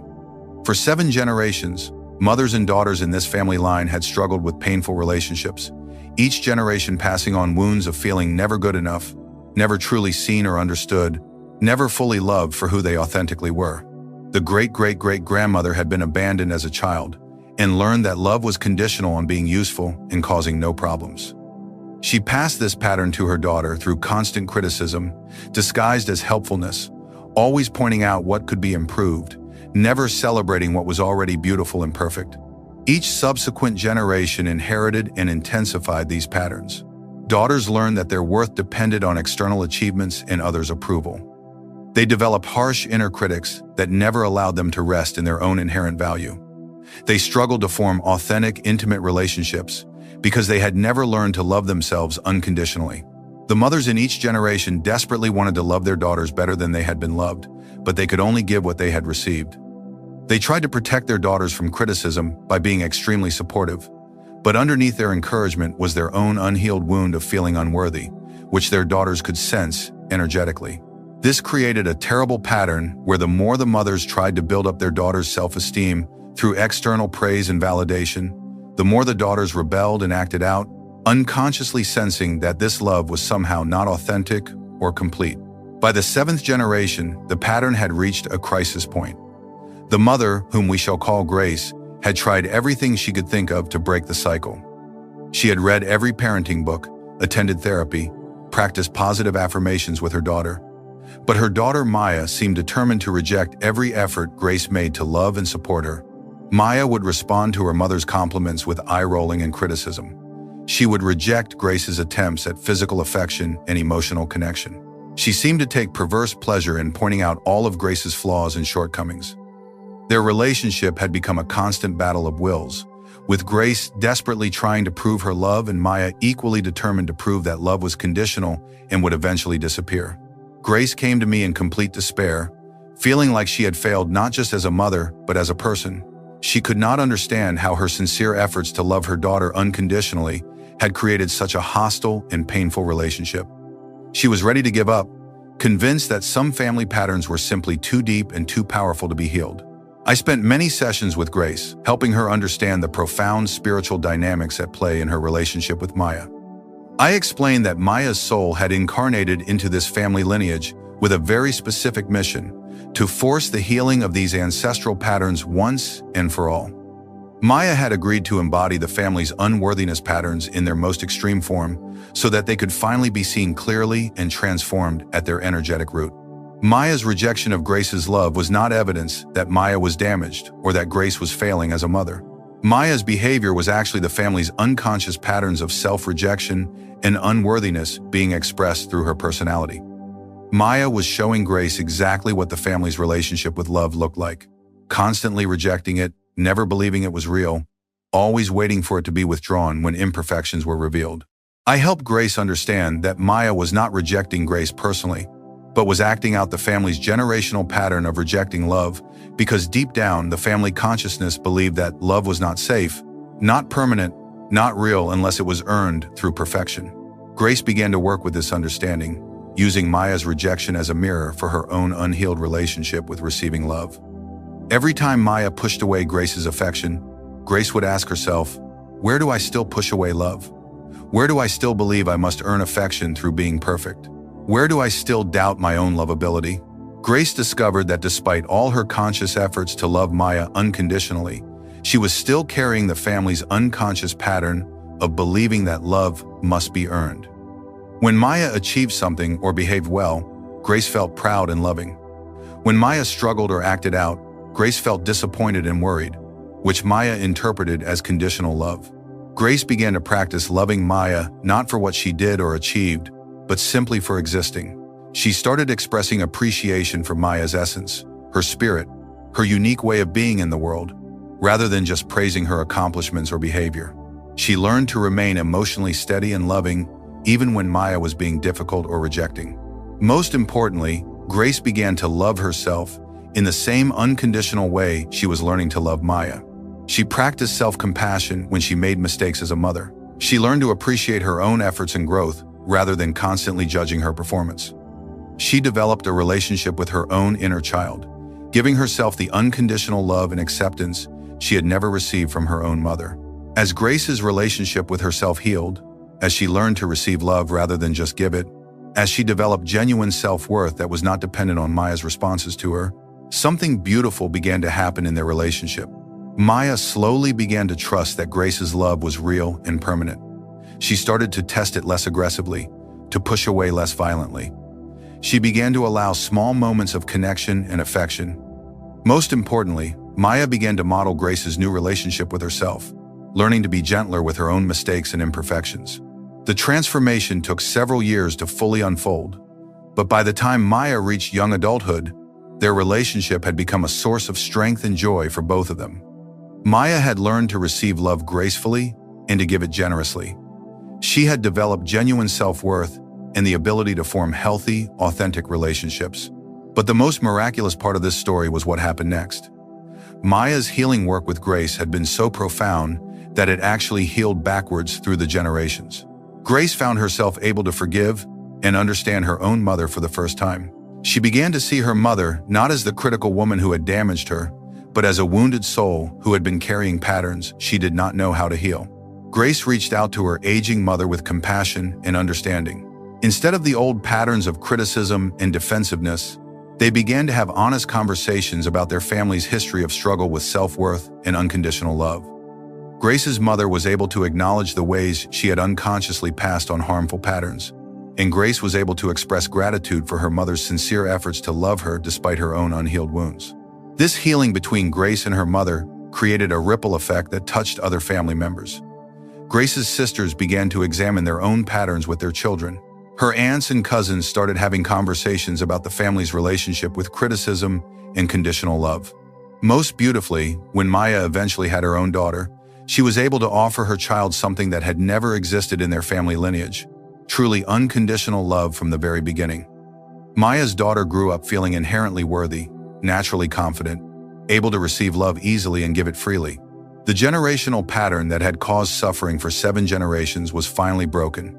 The family's relationship with love, worth, and acceptance was transformed forever. The healing that Grace and Maya had accomplished together served not just themselves, but all the generations that came before and all that would come after. This is the ultimate potential of the work I'm inviting you to undertake with your daughter, dear friend. When you recognize her as your karmic mirror and work consciously with the patterns she reflects, you become part of a healing process that serves your entire ancestral lineage and creates new possibilities for all future generations. Your daughter may be the one chosen to force the healing of patterns that have repeated in your family for lifetimes. Her challenging behaviors may be the very catalyst needed to break cycles of limitation, fear, and unconscious reactivity that have shaped your family's destiny for generations. The work is not easy. It requires tremendous courage to look honestly at your own patterns, rather than focusing on what your daughter needs to change. It requires humility to receive teaching from someone you are supposed to be guiding. It requires faith to trust that difficulties are opportunities rather than problems, that challenges are gifts rather than burdens. But when you embrace this path fully, when you honor your daughter as your teacher and work consciously with what she reflects back to you, miracles become possible. Wounds that have festered for generations can finally heal. Patterns that seemed impossible to break can be transformed. Love that seemed conditional and fragile can become unconditional and unshakable. Your relationship with your daughter becomes a laboratory for developing the highest human capacities: unconditional love, infinite patience, profound wisdom, emotional mastery, authentic authority, and complete acceptance of what is, while still supporting growth and positive change. Through this work, you do not just heal your relationship with your daughter, you heal your relationship with your own inner child, your own mother, your own capacity to receive and give love. You become a model of conscious relationship that serves everyone whose life you touch. You join the ranks of those who have chosen to be conscious healers in their family lineages, those who have taken responsibility for transforming unconscious patterns rather than simply passing them on. You become an ancestor that future generations will thank for having the courage to break cycles and create new possibilities. Now, as our time together draws to a close, I want to leave you with a practice that will support you in maintaining this consciousness in your daily interactions with your daughter. This practice will help you remember the sacred nature of your relationship even in the most challenging moments, and it will keep you connected to the deeper purpose behind every difficulty you face together. Each morning before you begin your day with your daughter, take a few moments to connect with the understanding we have explored together. Remind yourself that she is not just your child, but your teacher, your mirror, your opportunity for profound spiritual growth. Remember that every challenge she brings is a gift of awareness. Every trigger she activates is an invitation to heal. Every difficulty between you is an opportunity to develop divine qualities. Set an intention to see past her personality to her soul, to respond to her essence rather than just her behavior, to use every interaction as a chance to practice unconditional love. Ask for guidance in recognizing what patterns she is helping you heal, what lessons she is teaching you, what growth she is supporting in your consciousness. Throughout the day, when she triggers you or challenges you, pause and remember this morning intention. Ask yourself, what is my teacher trying to show me right now? How is my mirror reflecting back patterns that need healing? What would love do in this moment? In the evening, before sleep, reflect on the day's interactions with gratitude. Thank your daughter's soul for her service to your growth, even if her personality was difficult or challenging. Appreciate the opportunities she gave you to practice patience, wisdom, and unconditional love. Acknowledge any places where you reacted unconsciously, and set an intention to respond more consciously the next time similar situations arise. Send love and forgiveness to both yourself and your daughter for any moments of reactivity or misunderstanding. Remember that you are both souls learning and growing together, both doing your best with the consciousness available to you in each moment. This practice will gradually transform your entire experience of motherhood from a struggle to control and fix your daughter into a sacred journey of mutual growth and healing. You will begin to see every challenging moment as a holy opportunity, every trigger as a divine appointment, every difficulty as a precious chance to develop the qualities that make us truly human.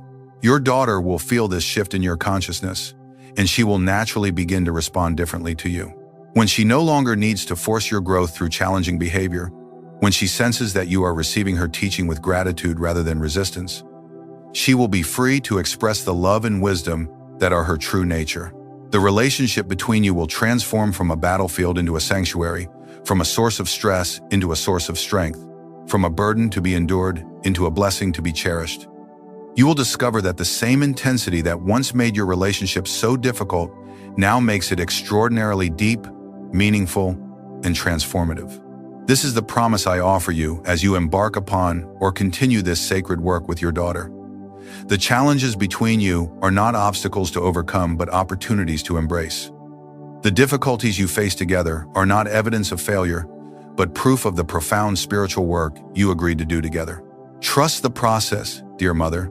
Trust that your daughter's soul knows what it is doing, even when her personality seems chaotic or destructive.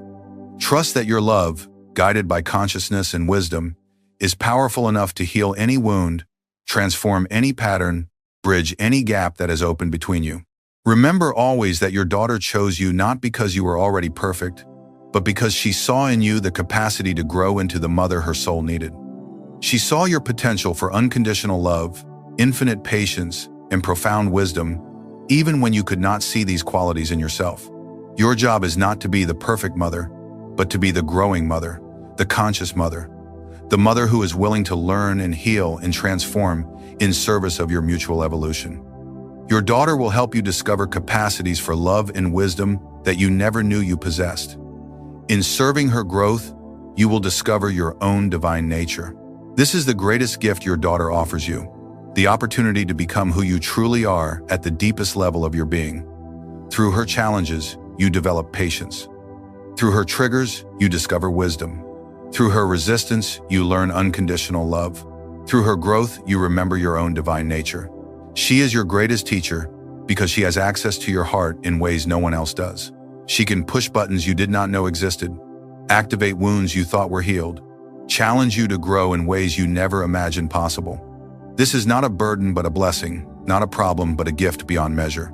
Honor her service by receiving her teaching with an open heart. Treasure her mirroring by using it for deep healing and transformation. Appreciate her challenges by recognizing them as opportunities for spiritual mastery. Love her unconditionally by seeing past her personality to her divine essence. In doing this sacred work with your daughter, you heal not just your relationship with her, but your relationships with all the women in your life. You heal your relationship with the feminine within yourself, with your own capacity to nurture and be nurtured, to give and receive love, to be strong and tender simultaneously.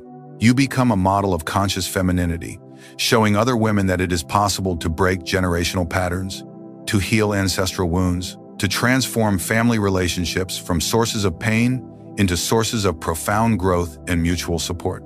Your healing work serves the collective healing of the mother-daughter wound that exists in our world, where so many women struggle with feeling unworthy, unloved, misunderstood by the very people who should know and accept them most completely. As you heal your relationship with your daughter, you contribute to the healing of all mother-daughter relationships. As you learn to see her as your teacher rather than your burden, you help other mothers recognize the sacred nature of their own challenging relationships with their daughters. This is holy work, dear friend. This is sacred service. This is the profound spiritual practice disguised as the everyday experience of motherhood. You have been chosen for this work not because it is easy, but because you have the spiritual strength to accomplish it. Your daughter believes in your capacity for this transformation, or she would not have chosen you as her mother. Trust her wisdom in selecting you. Honor her confidence in your ability to grow and heal, and love beyond your current limitations. The same love that brought you together before birth will carry you through every challenge you face together after birth. The same wisdom that created your soul contract will guide you in fulfilling it with consciousness and grace. You are not walking this path alone. All the mothers who have walked this path before you are supporting you in spirit. All the awakened beings who understand the sacred nature of family relationships are blessing your efforts.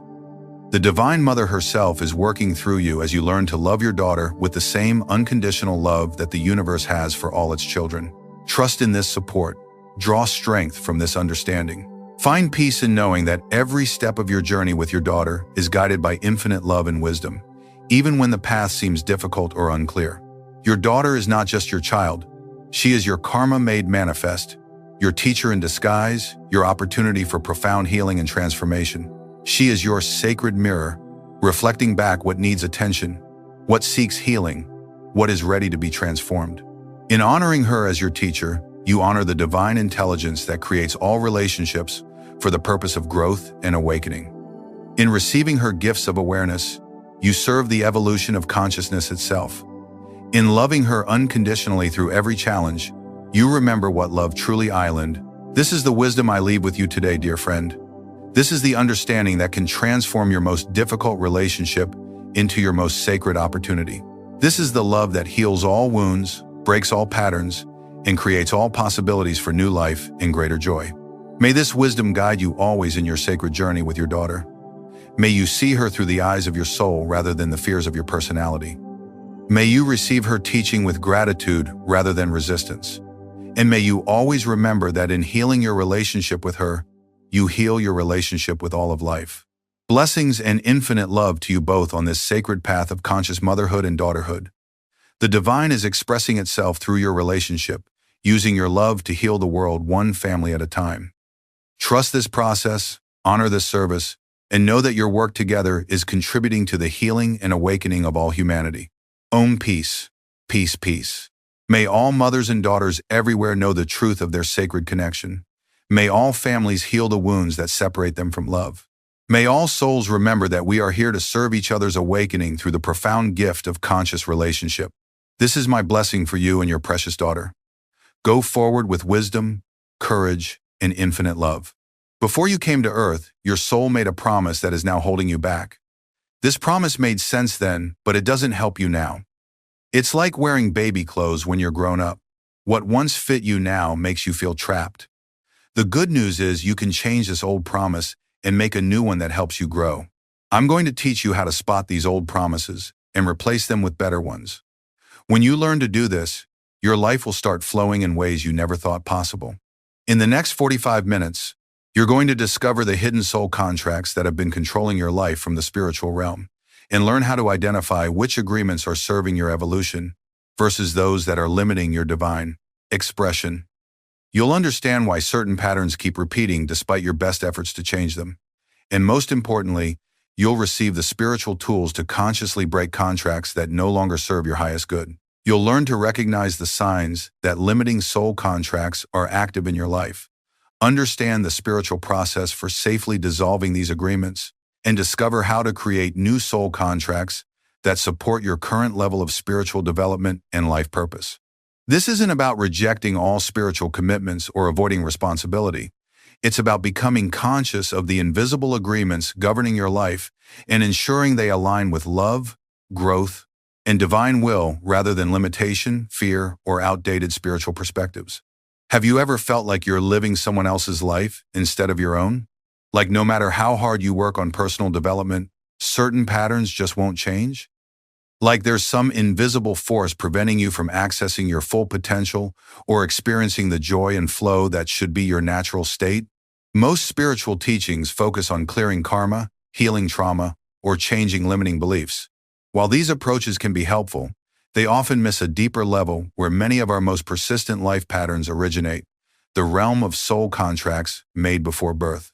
These aren't mystical concepts beyond your understanding or control.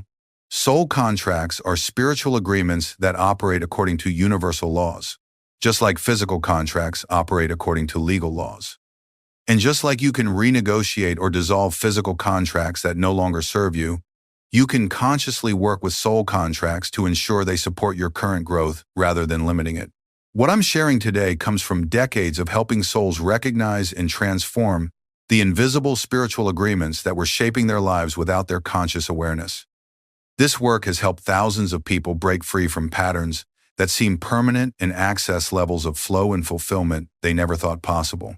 Today, we'll explore 4 crucial dimensions of soul contracts that will help you identify and transform the invisible agreements controlling your life experience.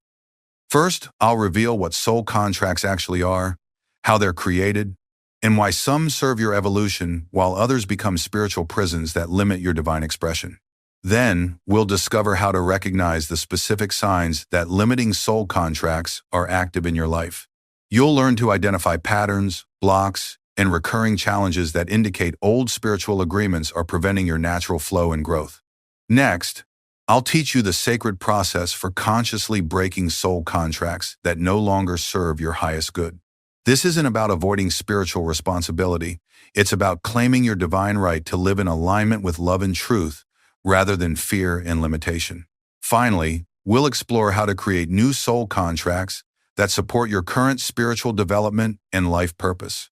You'll learn to consciously participate in your spiritual agreements rather than living unconsciously, bound by decisions made in different circumstances. But here's what might surprise you most. Many of the soul contracts limiting your life were made with love and good intentions. Your soul agreed to limitations not as punishment, but as protection or learning opportunities. The problem isn't that these contracts were wrong. It's that you've outgrown them spiritually. What we'll discover today will give you the spiritual authority to live as a free soul rather than a bound one, making conscious choices about which agreements serve your divine nature and which ones need to be lovingly released. So prepare to understand the invisible spiritual forces that have been shaping your life and learn how to consciously direct these forces toward your highest good. My dear friend, to understand how soul contracts can limit your life, you must first understand what they are and why your soul makes them in the first place. Before you were born into this lifetime, your soul existed in the spiritual realm where it could see the bigger picture of your spiritual development across many lifetimes. From this higher perspective, your soul carefully planned the lessons and experiences you would need in this lifetime to continue your evolution toward divine love and wisdom. Just like a student might plan which classes to take in college, your soul planned which experiences would best serve your spiritual education. But here's where it gets complicated. Your soul also made specific agreements to ensure these learning experiences would actually happen. These agreements, which I call soul contracts, were designed to guarantee that certain lessons wouldn't be avoided or missed, even if your human personality might prefer to skip them. Think of soul contracts like promises your soul made to itself and to other souls about how you would live, what you would experience, and what limitations you would accept in order to learn specific spiritual lessons. Some of these contracts were brilliant and continue to serve your spiritual growth beautifully. For example, Your soul might have contracted to experience unconditional love through having children, or to develop courage by facing certain challenges, or to learn compassion by helping others through difficult times. But other contracts that seemed wise when your soul was planning this lifetime have now become obstacles to your further growth. These are the contracts that need to be recognized and consciously changed. Let me give you a simple example. Imagine your soul looked ahead and saw that you would need to learn humility in this lifetime because in previous lives you had been proud and arrogant. So your soul made a contract to experience situations that would humble you, perhaps financial struggles, health challenges, or relationship difficulties. This contract served its purpose. Through these challenging experiences, you did develop humility, compassion, and inner strength. You learned the lessons your soul intended, but now, years later, you've integrated those lessons completely. You're no longer proud or arrogant. You've become humble and compassionate. However, the original soul contract is still active. It's still creating situations designed to humble you, even though you no longer need those particular lessons. What once served your spiritual growth is now holding you back from expressing your spiritual maturity. This is like continuing to take beginner swimming lessons after you've become an expert swimmer. The lessons aren't wrong, but they're no longer appropriate for your current level of development. Soul contracts can limit your life in several specific ways. Protection contracts are agreements your soul made to keep you safe from certain experiences that might have been overwhelming or harmful, given your spiritual development at the time. But these protective limitations may now be preventing you from accessing opportunities and experiences that would serve your continued growth. For instance, your soul might have contracted to avoid positions of leadership or public visibility because you weren't ready to handle the spiritual responsibility these roles require. This contract protected you when you were spiritually younger, but it may now be preventing you from stepping into leadership roles that would allow you to serve others and express your mature spiritual gifts. Learning contracts are agreements to experience specific types of challenges or limitations in order to develop particular spiritual qualities. A soul might contract to experience poverty to learn non-attachment to material things, or loneliness to develop independence and inner connection with God, or physical limitations to develop patience and inner strength. These contracts serve their purpose when they successfully teach the intended lessons, but they become problematic when the lessons have been learned, but the limiting experiences continue because the contract is still active. Service contracts are agreements to limit your own growth or happiness in order to serve others' spiritual development. You might have contracted to play a supporting role in someone else's spiritual journey, putting their growth before your own. While this can be beautiful spiritual service, it becomes limiting when the other person has received what they needed, but you remain bound by the agreement to keep sacrificing your own development. The most common limiting contracts involve agreements about what you deserve, what's possible for you, how much happiness or success you're allowed to experience, and what roles you're meant to play in relationships and society. Many souls make contracts based on spiritual beliefs they held when planning this lifetime that may no longer reflect their current understanding. For example, a soul might have believed that suffering was necessary for spiritual growth, so it contracted for difficult experiences.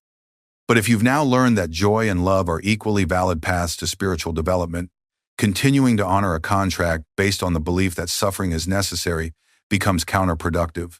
The key insight is that soul contracts were made by your soul at a particular level of spiritual development, based on the understanding and beliefs your soul held at that time. As your soul evolves and your understanding deepens, some of these contracts become outdated, like old clothes that no longer fit. But here's the beautiful truth. Just as you can outgrow physical clothes and buy new ones that fit better, you can outgrow spiritual contracts and create new ones that match your current level of development and understanding. Your soul is not bound forever by decisions it made in the past. Spiritual evolution includes the freedom to change agreements that no longer serve love, growth, and divine expression. This is not about avoiding spiritual responsibility. It's about taking greater spiritual responsibility by ensuring your agreements align with your highest understanding rather than limiting beliefs you've outgrown. The process of identifying and changing soul contracts is one of the most powerful tools for spiritual liberation I've ever discovered. When souls learn to consciously participate in their spiritual agreements, rather than living unconsciously bound by old contracts, they experience levels of freedom, flow, and fulfillment that they never imagined possible. Now that you understand what soul contracts are and how they can become limiting, let me teach you how to recognize when these old agreements are actively controlling and restricting your life experience. The most obvious sign of limiting soul contracts is what I call chronic life patterns that resist change. These are areas of your life where you've tried everything you can think of to create improvement, but nothing seems to work. No matter how much you study, practice, or effort you apply, certain patterns remain stubbornly fixed. You might have spent years working on your relationship patterns, reading books, attending workshops, even getting therapy, but you still find yourself in the same types of problematic relationships. Or you might have tried numerous approaches to improve your financial situation, but money challenges persist despite your best efforts, and even when you have the skills and opportunities to create abundance. These resistant patterns often indicate that a soul contract is operating beneath the surface, creating the very experiences you're trying to change. Your conscious mind wants something different, but your soul contract is ensuring that certain limiting experiences continue because the contract hasn't been consciously updated. Another key sign is what I call invisible barriers to growth. You feel called to expand in certain directions, perhaps to start a business, develop your creative gifts, step into leadership, or deepen your spiritual practice. But every time you try to move forward, obstacles appear. These obstacles might seem external, but they consistently prevent progress in specific areas while other parts of your life flow normally. This isn't about normal challenges that can be overcome with persistence and skill. These barriers feel different. They're like hitting an invisible wall that prevents movement no matter what approach you try. Often, you can't even identify exactly what's stopping you. You just know that certain possibilities feel blocked or forbidden at a deep level. I once worked with a student who had tremendous artistic talent and felt called to share her creativity with the world. But every time she tried to display her work publicly or sell her art, mysterious obstacles would appear. Gallery owners would suddenly change their minds, opportunities would fall through at the last moment, or she would sabotage herself in ways that seemed completely unlike her normal behavior. Through spiritual exploration, we discovered she had a soul contract to remain humble and not seek attention or recognition. This contract had served her earlier spiritual development by preventing ego inflation around her talents. But now it was preventing her from sharing gifts that could inspire and heal others. Once she recognized and consciously updated this contract, the obstacles to sharing her art immediately disappeared. Physical symptoms that persist without clear medical cause can also indicate limiting soul contracts. Your body often reflects spiritual agreements about what you're allowed to experience or express. Chronic fatigue might reflect a contract to limit your energy so you don't outshine others. Persistent digestive issues might relate to contracts about what you're allowed to take in from life. Recurring injuries might reflect agreements to limit your power or mobility. This doesn't mean all physical challenges are caused by soul contracts, but when physical issues don't respond to medical treatment and seem connected to limitation patterns in other areas of life, it's worth exploring whether spiritual agreements might be involved. Emotional patterns that feel compulsive or out of proportion to current circumstances often point to active soul contracts. If you find yourself experiencing the same emotional reactions repeatedly, even when you intellectually understand that these reactions don't serve you, you may be fulfilling emotional agreements made at the soul level. For example, you might find yourself constantly feeling guilty even when you haven't done anything wrong, or consistently experiencing anxiety about success even when good things are happening. These emotional patterns may be fulfilling contracts about how you're supposed to feel about yourself or your life circumstances. Financial limitation is one of the most common manifestations of restrictive soul contracts. Many souls made agreements about money based on spiritual beliefs about poverty being more virtuous than wealth, or about money being inherently corrupting. These contracts create persistent financial challenges, regardless of a person's skills, efforts, or opportunities.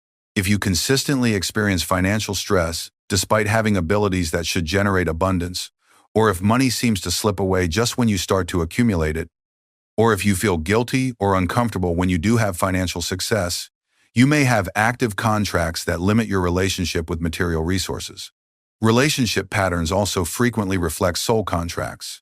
You might have contracted to always put others' needs before your own, to accept less love than you give, or to play supporting roles rather than taking the lead in partnerships.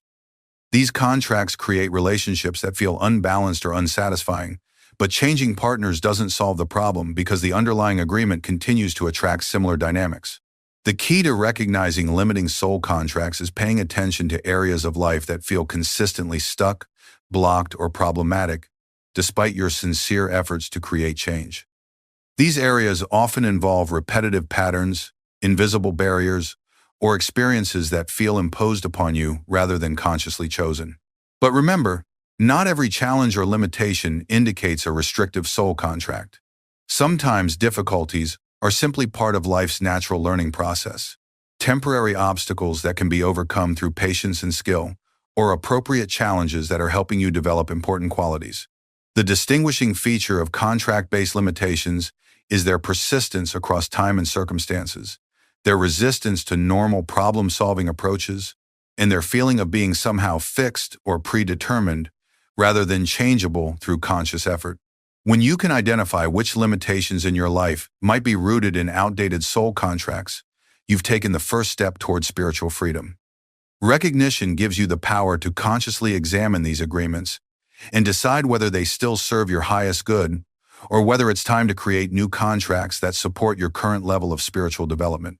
Once you've identified areas where limiting soul contracts might be operating, the next step is learning the sacred process for consciously releasing agreements that no longer serve your spiritual evolution and highest good. But before we dive into the specific techniques, it's crucial to understand that breaking soul contracts isn't something you do casually or impulsively. These are sacred agreements made at the deepest level of your being, and they must be approached with reverence, wisdom, and divine guidance. The process always begins with prayer and meditation to connect with divine wisdom and ensure that your desire to change contracts aligns with God's will for your spiritual development. You never want to break contracts simply because they're inconvenient or challenging. The goal is to release only those agreements that have fulfilled their purpose and are now hindering your ability to serve divine love more fully. Start by creating sacred space for this spiritual work. Choose a time when you won't be interrupted and create an atmosphere that feels holy and reverent. Light candles, burn incense, or use whatever helps you feel connected to divine presence. This isn't just psychological preparation. You're about to engage in spiritual work that operates in dimensions beyond the physical realm. Begin with sincere prayer, asking for divine guidance and protection throughout the process. Say something like, "Divine Mother, I ask for your wisdom and protection as I examine the spiritual agreements that are governing my life. Please help me recognize which contracts serve my spiritual evolution and which ones are now limiting my ability to express divine love. Guide me to release only those agreements that you know are ready to be transformed, and help me create new contracts that align with your will for my life." This prayer establishes that you're not trying to avoid spiritual responsibility or manipulate spiritual laws for personal convenience. You're asking to align your spiritual agreements with divine will rather than with limiting beliefs or outdated spiritual perspectives. The next step is what I call contract identification meditation. Sit quietly and bring to mind the area of life where you suspect a limiting contract might be operating. Ask your soul to show you the original agreement and the circumstances under which it was made. Be patient with this process. The information might come as sudden insights, symbolic images, emotional understanding, or simply as inner knowing about the nature of the contract. Don't try to force specific revelations. Trust that divine wisdom will reveal what you need to know in the way that's most helpful for your understanding. Sometimes you'll receive clear information about the contract, when it was made, why it seemed necessary at the time, what lessons it was meant to provide. Other times you'll simply have a general sense of the agreement without specific details. Both types of revelation are valuable for the release process. Once you have some understanding of the contract, the next step is spiritual gratitude and completion. Thank your soul for making this agreement with love and wisdom. Acknowledge that the contract served important purposes in your spiritual development. Express appreciation for the lessons learned and the growth that occurred because of this agreement. This gratitude is crucial because it honors the sacred nature of the original contract while preparing for its conscious completion. You're not rejecting or condemning the agreement. You're celebrating its successful fulfillment of its spiritual purpose. For example, if you've identified a contract to experience financial limitation in order to learn non-attachment, You might say, I thank my soul for making this wise agreement to learn non-attachment through financial challenges. I recognize that this contract helped me develop inner security, compassion for others' struggles, and faith in divine providence. I am grateful for these spiritual gifts, and I acknowledge that I have successfully learned these lessons. After expressing gratitude, the next step is conscious completion declaration.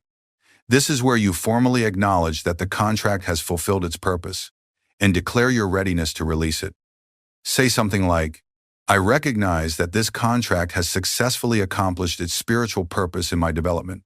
I have learned the lessons it was designed to teach, and I have grown spiritually through the experiences it provided. I now declare this contract complete and ask for divine assistance in releasing it with love and gratitude. The actual release process involves what I call divine dissolution visualization. Visualize the contract as a golden cord or written agreement that connects you to the limiting experiences. See divine light surrounding this contract, filling it with love and appreciation for its service. Then watch as the divine light gently dissolves the contract, releasing you from its binding while preserving the spiritual gifts and wisdom you gain through it. As you visualize this dissolution, you might feel emotional releases, physical sensations, or energetic shifts. These are normal responses to spiritual cord cutting and indicate that real change is occurring at the soul level. Trust the process and allow whatever arises to move through you naturally. The final step is new contract creation, which we'll explore in detail in the next section. But even if you don't immediately create a specific new agreement, conclude the release process by asking divine wisdom to establish new spiritual agreements that support your highest good and most authentic expression. End with a prayer of gratitude and commitment. Divine Mother, I thank you for this opportunity to consciously participate in my spiritual agreements. I commit to living in alignment with your will and to using my spiritual freedom to serve divine love more fully. Please guide me to create new contracts that support my continued evolution and my ability to be an instrument of your peace and wisdom in the world. Not every limiting contract can be released in a single session. Some agreements are deeply rooted and may require multiple release sessions or ongoing spiritual work to fully dissolve. Be patient with the process and trust divine timing. Some contracts may need to be gradually transformed rather than completely released, allowing for a gentler transition. The most important aspect of contract release is ensuring that it's done in partnership with divine wisdom, rather than as an attempt to avoid spiritual challenges or manipulate spiritual laws. When contracts are released with proper spiritual protocol and genuine desire to serve divine purposes more fully, the results can be truly miraculous. Sudden shifts in life circumstances, removal of long-standing obstacles, and access to levels of flow and fulfillment that seemed impossible while the limiting agreements were active. After you've successfully released limiting soul contracts, the final step is consciously creating new spiritual agreements that support your current level of development and align with divine will for your life. Creating new soul contracts is just as important as releasing old ones, because your soul needs spiritual structure and agreements to operate effectively in the physical realm. The goal isn't to eliminate all contracts and commitments, but to ensure that your spiritual agreements enhance rather than limit your divine expression. New contract creation begins with what I call divine will alignment meditation. Before making any new spiritual agreements, you must first understand what divine intelligence desires to express through your life at your current level of development. Sit in quiet meditation and ask, Divine Mother, what do you wish to express through my life? What gifts do you want to share through my personality and circumstances? How can I best serve your purposes in the world? Listen deeply for the response, which might come as inspiration about new directions, clarity about your authentic gifts, or simply as deep peace about your spiritual path. The contracts you create should support whatever divine purposes are trying to emerge through your life, rather than limiting divine expression to fit your personal preferences or fears. The second step is authentic self-recognition. You need to understand who you've become spiritually in order to create contracts that match your current development. The soul that's creating new agreements today is different from the soul that made the original contracts. Your new agreements should reflect your spiritual maturity rather than old fears or limitations. Ask yourself, What spiritual qualities have I developed that weren't present when I was younger? What understanding do I now have about life, love, and service that I didn't possess before? What gifts and capacities are ready to be expressed that were dormant previously? For example, if you've developed genuine humility through life experience, you no longer need contracts that artificially create humbling experiences. If you've learned to love unconditionally, you no longer need contracts that limit your capacity to receive love. If you've developed inner strength, you no longer need contracts that protect you from challenging responsibilities. Your new contracts should honor and support the spiritual qualities you've genuinely developed rather than continuing to treat you as if you're still learning lessons you've already mastered. The third step is expansive service visioning. Consider how your spiritual gifts and development can serve divine purposes in the world. What positive impact do you feel called to make? How can your unique combination of experiences, understanding, and abilities contribute to healing, awakening, or blessing others? New soul contracts should expand your capacity to serve rather than limiting it. They should support your authentic calling and make it easier rather than harder to express divine love through your life circumstances. This doesn't mean every new contract should be about grand world service. Divine service includes being a loving family member, creating beauty in your community, bringing joy to everyday interactions, or simply modeling spiritual maturity in ordinary circumstances. The key is that your contracts support authentic service rather than limiting it. When you're ready to create specific new contracts, use language that's positive, expansive, and aligned with divine will. Instead of making contracts about what you won't experience, create agreements about what you will experience and express. For example, instead of contracting to avoid poverty, create a contract to experience abundant resources that allow me to serve divine purposes generously. Instead of contracting to avoid loneliness, create an agreement to attract loving relationships that support mutual spiritual growth. Here's a sample new contract for someone who has released old agreements about financial limitation. I, as a conscious soul, make this sacred agreement to experience financial flow and abundance that serves divine purposes through my life. I contract to receive the material resources needed to express my spiritual gifts fully, to support my family's well-being, and to contribute generously to causes that serve divine love in the world. I commit to using all abundance as a tool for service rather than ego satisfaction, and I ask for divine guidance in managing material resources with wisdom and compassion. Notice that this contract is expansive rather than limiting, service-oriented rather than purely personal, and aligned with spiritual growth rather than material attachment. New contracts should also include flexibility clauses that allow for continued growth and evolution. Instead of making rigid agreements that might need to be broken again in the future, create contracts that can adapt as you continue developing spiritually. You might include language like, I make this agreement with the understanding that it will evolve as I continue growing spiritually, and I ask for divine guidance to modify these contracts as needed to serve love more fully. It's also important to create contracts for the major areas of life where you want to experience flow rather than limitation. Consider making conscious agreements about relationships, creative expression, service work, health and vitality, material resources, and spiritual development. But remember, you can't contract for specific outcomes over which you don't have complete control. You can't contract for other people to behave in particular ways, or for external circumstances to unfold according to your preferences. You can only contract for your own responses, choices, and the qualities you'll express regardless of external circumstances. After creating new contracts through meditation and prayer, it's helpful to write them down and keep them where you can review them regularly. This helps your conscious mind stay aligned with your spiritual agreements and reinforces the new patterns you're establishing. Some people find it meaningful to create ceremonial signing of their new contracts, treating them with the same respect they would give to important legal documents. This reinforces their sacred nature and your commitment to honoring them.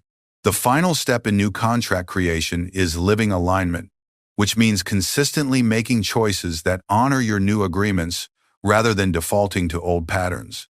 Your new contracts are only as powerful as your commitment to living according to them. When you've successfully released limiting soul contracts and replaced them with agreements that support your spiritual maturity and divine service, you often experience rapid positive changes in the areas that were previously blocked. Opportunities appear, obstacles dissolve, and life begins flowing in ways that feel natural and joyful, rather than forced or limited. This process of conscious contract work transforms you from someone who lives unconsciously bound by old agreements into someone who consciously participates in creating the spiritual structure that governs your life experience. You become a co-creator with divine intelligence rather than a victim of circumstances beyond your control. My beloved friend, what we've discovered today reveals that you have far more spiritual authority over your life experience than you may have realized. You're not a victim of cosmic circumstances or unchangeable spiritual agreements made in the distant past. You're a conscious soul with the divine right to ensure that all your spiritual contracts serve love, growth, and your highest expression.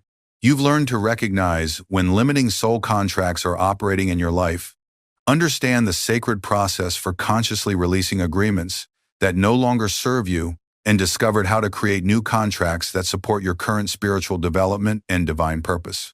Remember, breaking limiting soul contracts isn't about avoiding spiritual responsibility. It's about claiming spiritual freedom to serve divine will more fully, rather than being bound by agreements that limit your capacity to express love and wisdom. The old contracts your soul made were created with love and good intention, but they were based on who you were spiritually at that time. As you've grown and evolved, some of these agreements have become like clothes that no longer fit. Just as you would naturally outgrow physical clothes and replace them with ones that fit better, you can outgrow spiritual contracts and create new ones that match your current development. This isn't about making life easier or avoiding challenges. It's about ensuring that the challenges and experiences in your life serve your continued spiritual evolution rather than keeping you stuck in patterns you've already learned from. When you live with conscious spiritual contracts that support your highest expression, you become a much more effective instrument for divine love in the world. You can serve others more powerfully, express your gifts more fully, and experience the joy and flow that are your natural birthright as a divine being. So I want you to consider this. What area of your life feels most stuck or limited despite all your efforts to create change? What patterns keep repeating no matter what you try differently? These persistent challenges may be pointing towards soul contracts that are ready to be renegotiated or released. I'm curious about your experiences with persistent life patterns. Have you ever felt like there was some invisible force preventing you from moving forward in certain areas? What challenges in your life seem to resist all your attempts at change or healing? Share your experiences in the comments. Sometimes recognizing these patterns in our own lives becomes easier when we see how they operate in others' experiences as well. Another question for reflection. If you could create a new spiritual contract that would support your highest expression and service, what would that agreement include? What would you want your soul to commit to experiencing and expressing in alignment with divine will? If this understanding of soul contracts has helped you recognize spiritual agreements that may be limiting your life flow, I invite you to subscribe to our channel and consider joining our YouTube membership community. Your support allows us to continue sharing these profound spiritual tools for conscious living and divine freedom. For those ready to work more deeply with spiritual contracts and conscious co-creation, join our free email community where I share additional practices, prayers, and guidance for living as a free soul aligned with divine will. You'll find the link in the description below. Remember, when you claim your spiritual authority to live consciously, rather than being bound by unconscious agreements, you inspire others to recognize their own divine freedom. Your liberation creates ripples that help other souls discover their power to consciously direct their spiritual experience. Every time you choose conscious spiritual agreements over unconscious limitations, you contribute to the awakening of collective consciousness. Your freedom helps create a world where more souls remember their divine nature and their right to live in alignment with love rather than fear. The contracts you consciously create today become the foundation for experiencing deeper levels of spiritual fulfillment, authentic service, and divine connection.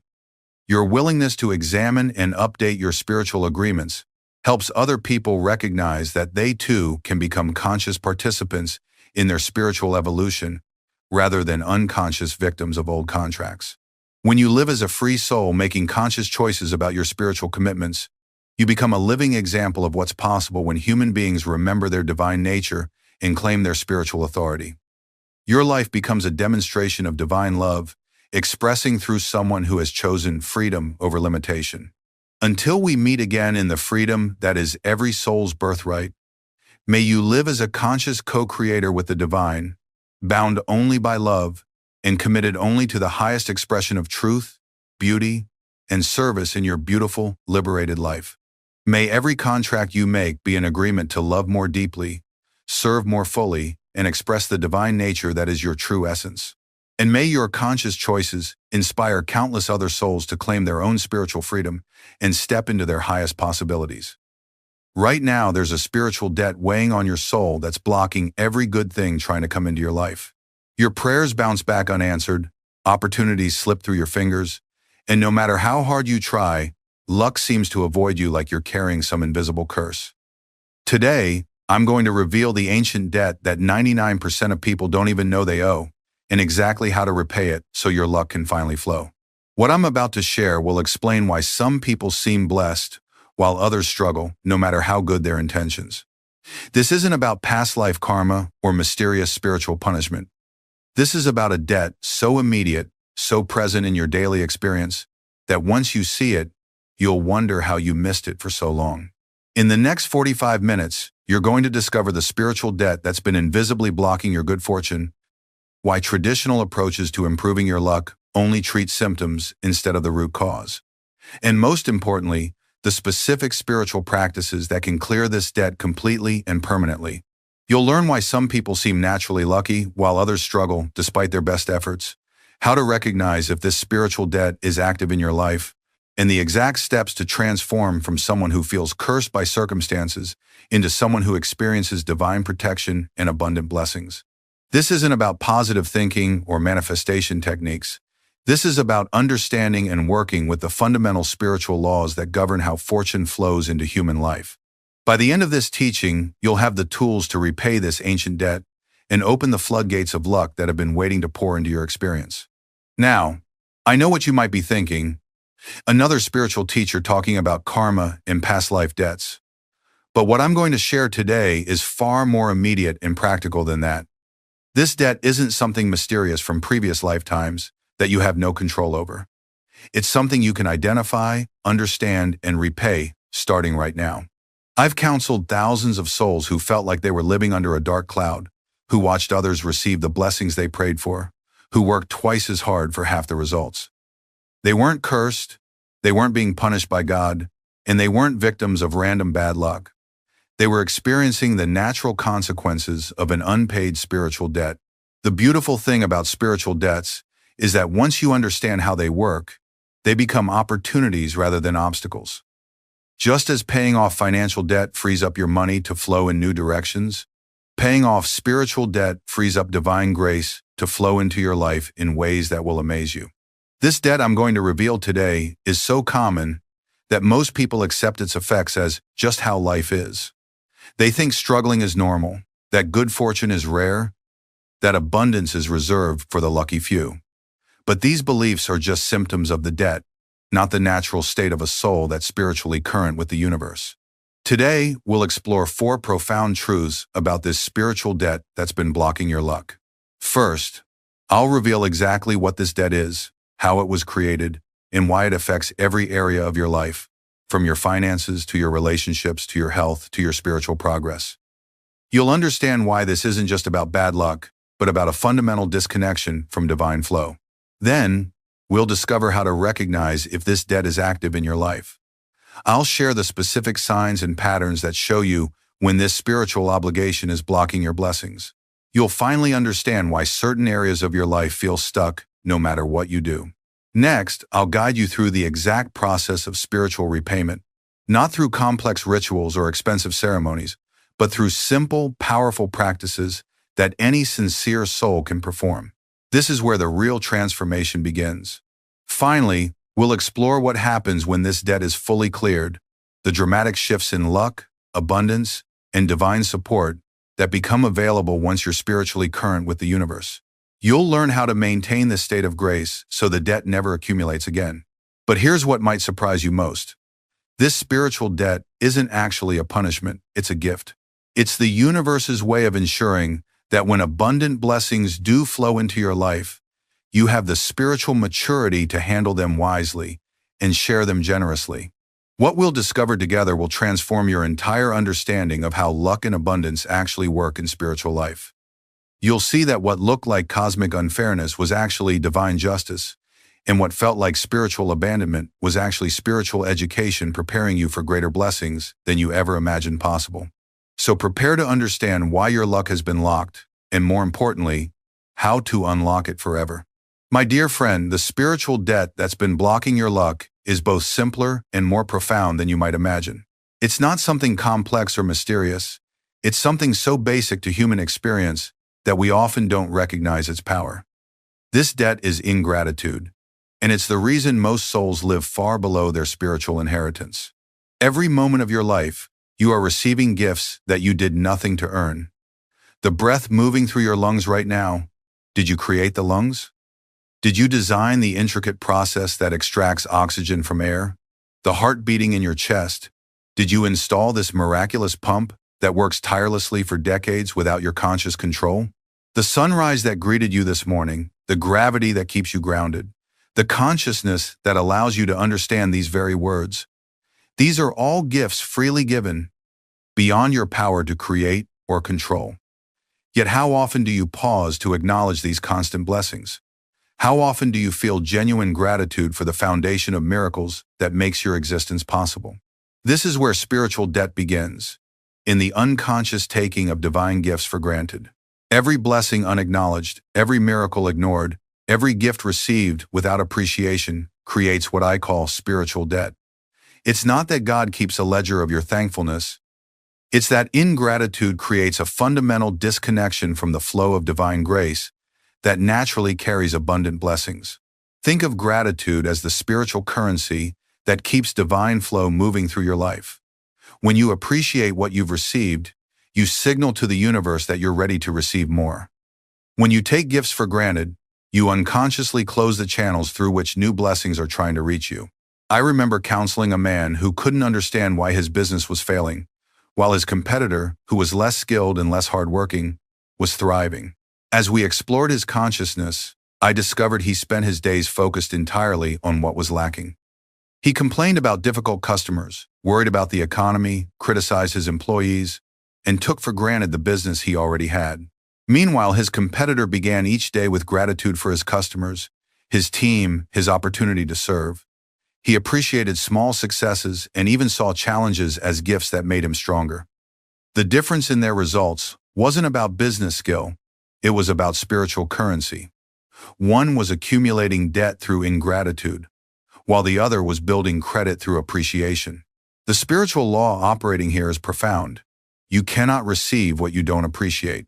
Not because the universe is withholding blessings from you, but because appreciation literally opens your consciousness to recognize and receive the blessings that are always flowing toward you. When you live in ingratitude, you develop what I call blessing blindness. Good things are happening around you, but you can't see them because your focus is locked on what's missing. Your prayers seem unanswered because you don't recognize when they're answered in ways you didn't expect. Your luck appears blocked because you can't perceive the fortunate circumstances that are actually surrounding you. But ingratitude doesn't just blind you to present blessings. It actively repels future ones. Think of gratitude as a magnetic force that draws good fortune toward you. When you genuinely appreciate what you have, you radiate a vibration that attracts more things to appreciate. When you live in complaint and entitlement, you radiate a vibration that pushes blessings away. This spiritual debt compounds over time. Each day of unacknowledged gifts adds to the debt. Each moment of taking miracles for granted creates more separation from divine flow. After years or decades of this unconscious ingratitude, people find themselves feeling cut off from divine support, wondering why God seems absent from their lives. But here's what most people don't understand. This debt affects every area of your existence, not just material circumstances. When you're spiritually in debt through ingratitude, your relationships suffer because you can't appreciate your loved ones fully. Your health declines because you're not grateful for your body's constant service. Your spiritual progress stagnates because you can't recognize the divine grace that's always supporting your growth. The debt also gets passed down through families. Children learn ingratitude by watching parents who complain more than they appreciate. They inherit the blind spots that prevent recognition of blessings. Entire family lines can carry this debt for generations, wondering why abundance seems to avoid their bloodline. I've seen families where one generation breaks this pattern of ingratitude, and suddenly the entire family line begins experiencing better fortune. It's not magic, it's the natural result of clearing spiritual debt and reopening channels for divine grace to flow. The most tragic aspect of this debt is that it makes people feel abandoned by God, when actually they've abandoned their connection to God through unconscious ingratitude. They pray for blessings while simultaneously rejecting the blessings they've already received. They ask for more while being ungrateful for what they have. This creates a spiritual contradiction that blocks divine response. But understanding this debt is also incredibly hopeful, because it means your luck isn't controlled by external forces beyond your influence. You're not a victim of cosmic unfairness or karmic punishment from past lives you can't remember. Your fortune is directly connected to your consciousness, and you can transform your consciousness starting right now. The moment you begin to recognize this debt, the moment you see how ingratitude has been blocking your blessings, the repayment process can begin. And when spiritual debt is cleared, the results are often so dramatic that people describe them as miraculous. Doors open that were locked for years. Opportunities appear from nowhere. Relationships heal. Health improves. Dreams become possible again. This is your natural state, to live in divine flow, surrounded by abundance, supported by grace, blessed beyond measure. The only thing standing between you and this blessed life is the spiritual debt of ingratitude. But now that you know what this debt is, you can begin to repay it. Now, before you can clear this spiritual debt, you must honestly assess how much debt you've accumulated. Most people are shocked when they realize the extent of their ingratitude and how deeply it's been affecting their lives. But this recognition is essential. You can't repay a debt you don't acknowledge. The first sign of spiritual debt is what I call blessing blindness, the inability to see the good things that are actually present in your life. When you're carrying heavy spiritual debt, your attention becomes magnetically drawn to problems, lacks, and frustrations, while miracles and gifts become invisible. Take a moment right now to notice what's functioning well in your life. Can you see clearly? That's a miracle. Can you hear these words? That's a gift. Are you breathing without effort? That's divine grace. Is your heart beating steadily? That's continuous blessing. Most people in spiritual debt walk past hundreds of miracles every day without noticing a single one. Another sign is what I call complaint consciousness, the habit of focusing on what's wrong rather than what's right. People with spiritual debt have trained their minds to scan for problems. They wake up thinking about their troubles. They tell friends about their difficulties more than their blessings. They pray about what they lack more than they appreciate what they have. I remember a woman who came to me feeling cursed by bad luck. When I asked her to describe her life, she spent 30 minutes detailing every hardship, every disappointment, every frustration. When I asked about her blessings, she paused and said, "Well, I suppose I have some, but my problems are more important right now." This is spiritual debt in action. The unconscious belief that problems are more real than blessings, that difficulties deserve more attention than gifts. This mindset creates a vibration that actually magnetizes more problems while repelling solutions. A third sign is entitlement consciousness, the subtle belief that you deserve whatever you have, that life owes you certain things, that your blessings are earned rather than given. People with this debt feel irritated when things don't go their way, frustrated when they don't get what they want, resentful when others seem to have more. This entitlement can be very subtle.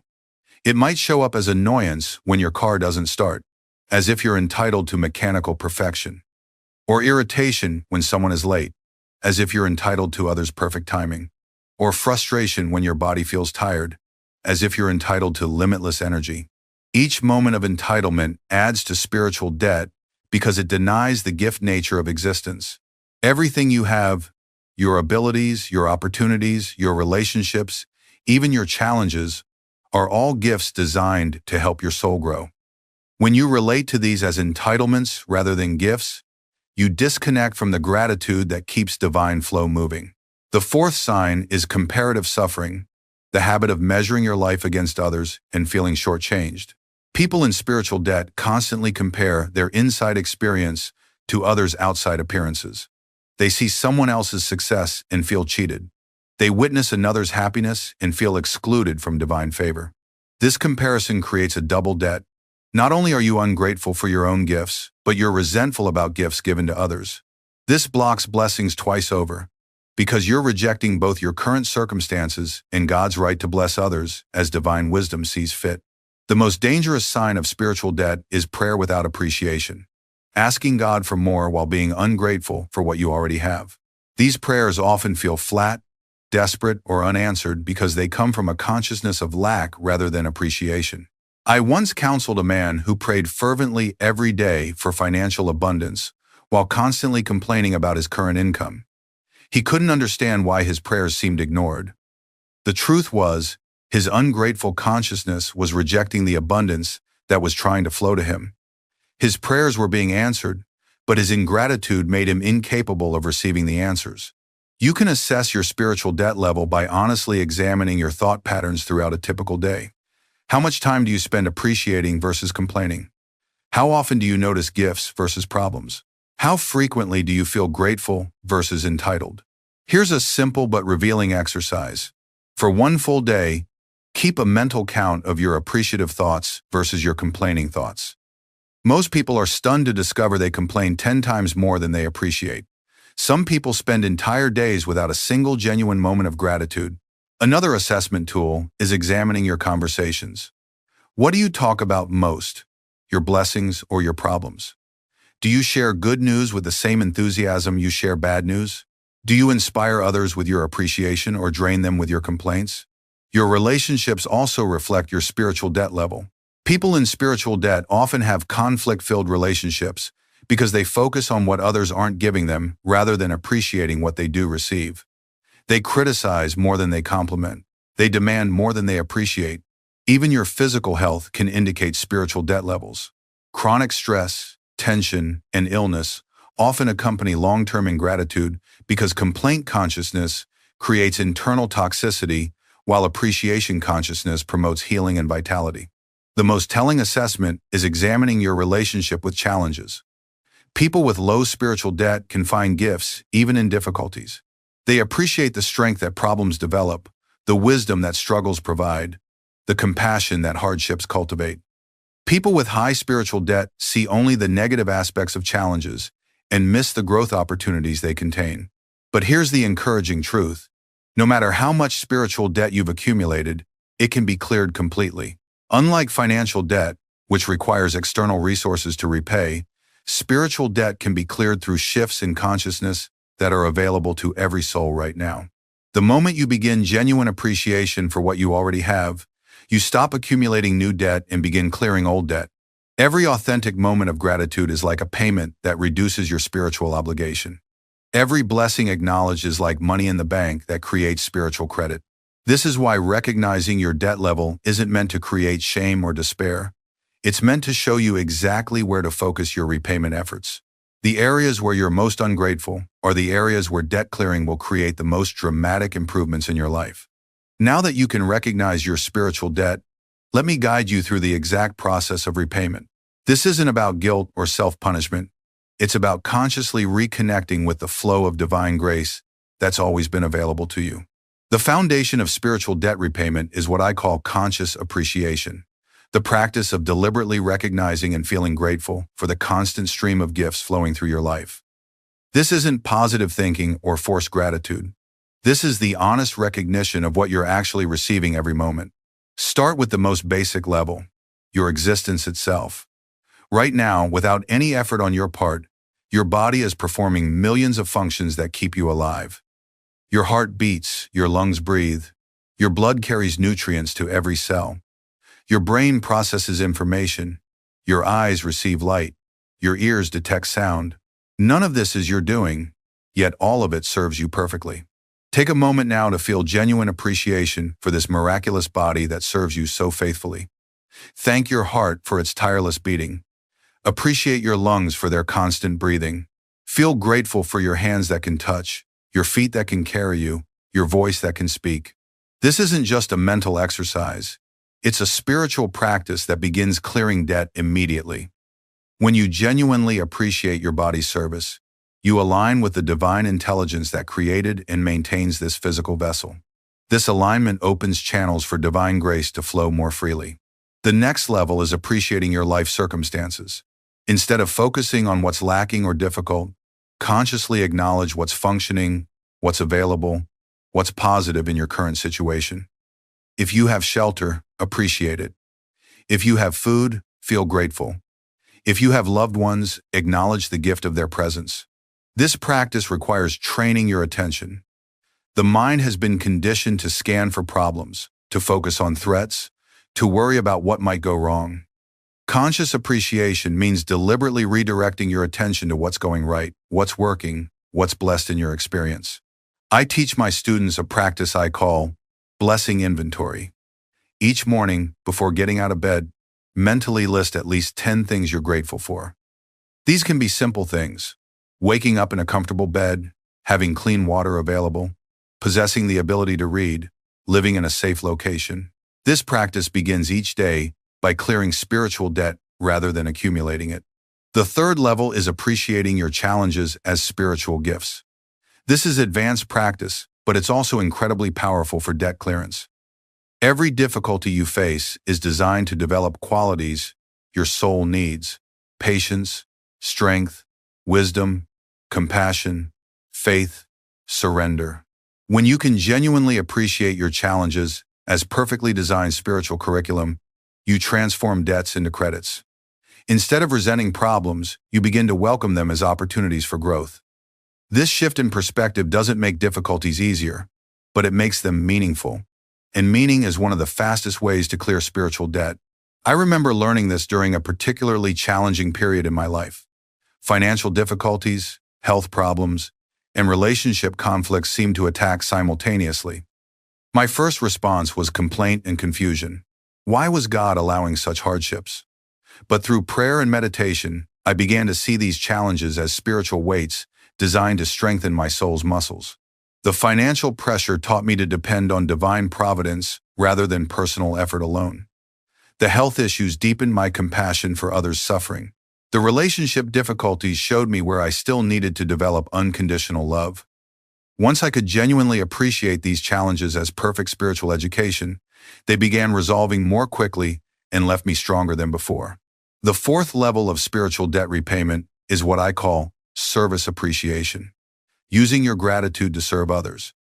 When you feel genuinely blessed, you naturally want to share those blessings. This sharing multiplies your spiritual credit exponentially. Service appreciation can be as simple as sharing your genuine appreciation with others who are struggling. When someone is caught in complaint consciousness, your authentic gratitude can remind them of blessings they've forgotten. When someone feels unlucky, your appreciation for life's gifts can help them shift their perspective. You can also serve by protecting others from the debt-accumulating conversations that are so common. Instead of joining complaint sessions, gently redirect conversations toward appreciation. Instead of reinforcing others' victim stories, help them recognize their strengths and blessings. The most powerful form of service appreciation is blessing those who seem to be causing you difficulties. This practice immediately transforms spiritual debt into credit because it demonstrates complete trust in divine wisdom. When you can genuinely appreciate the soul who volunteered to play a challenging role in your life, you recognize the gift hidden within the difficulty. The fifth level is what I call preemptive appreciation, feeling grateful for blessings before they manifest.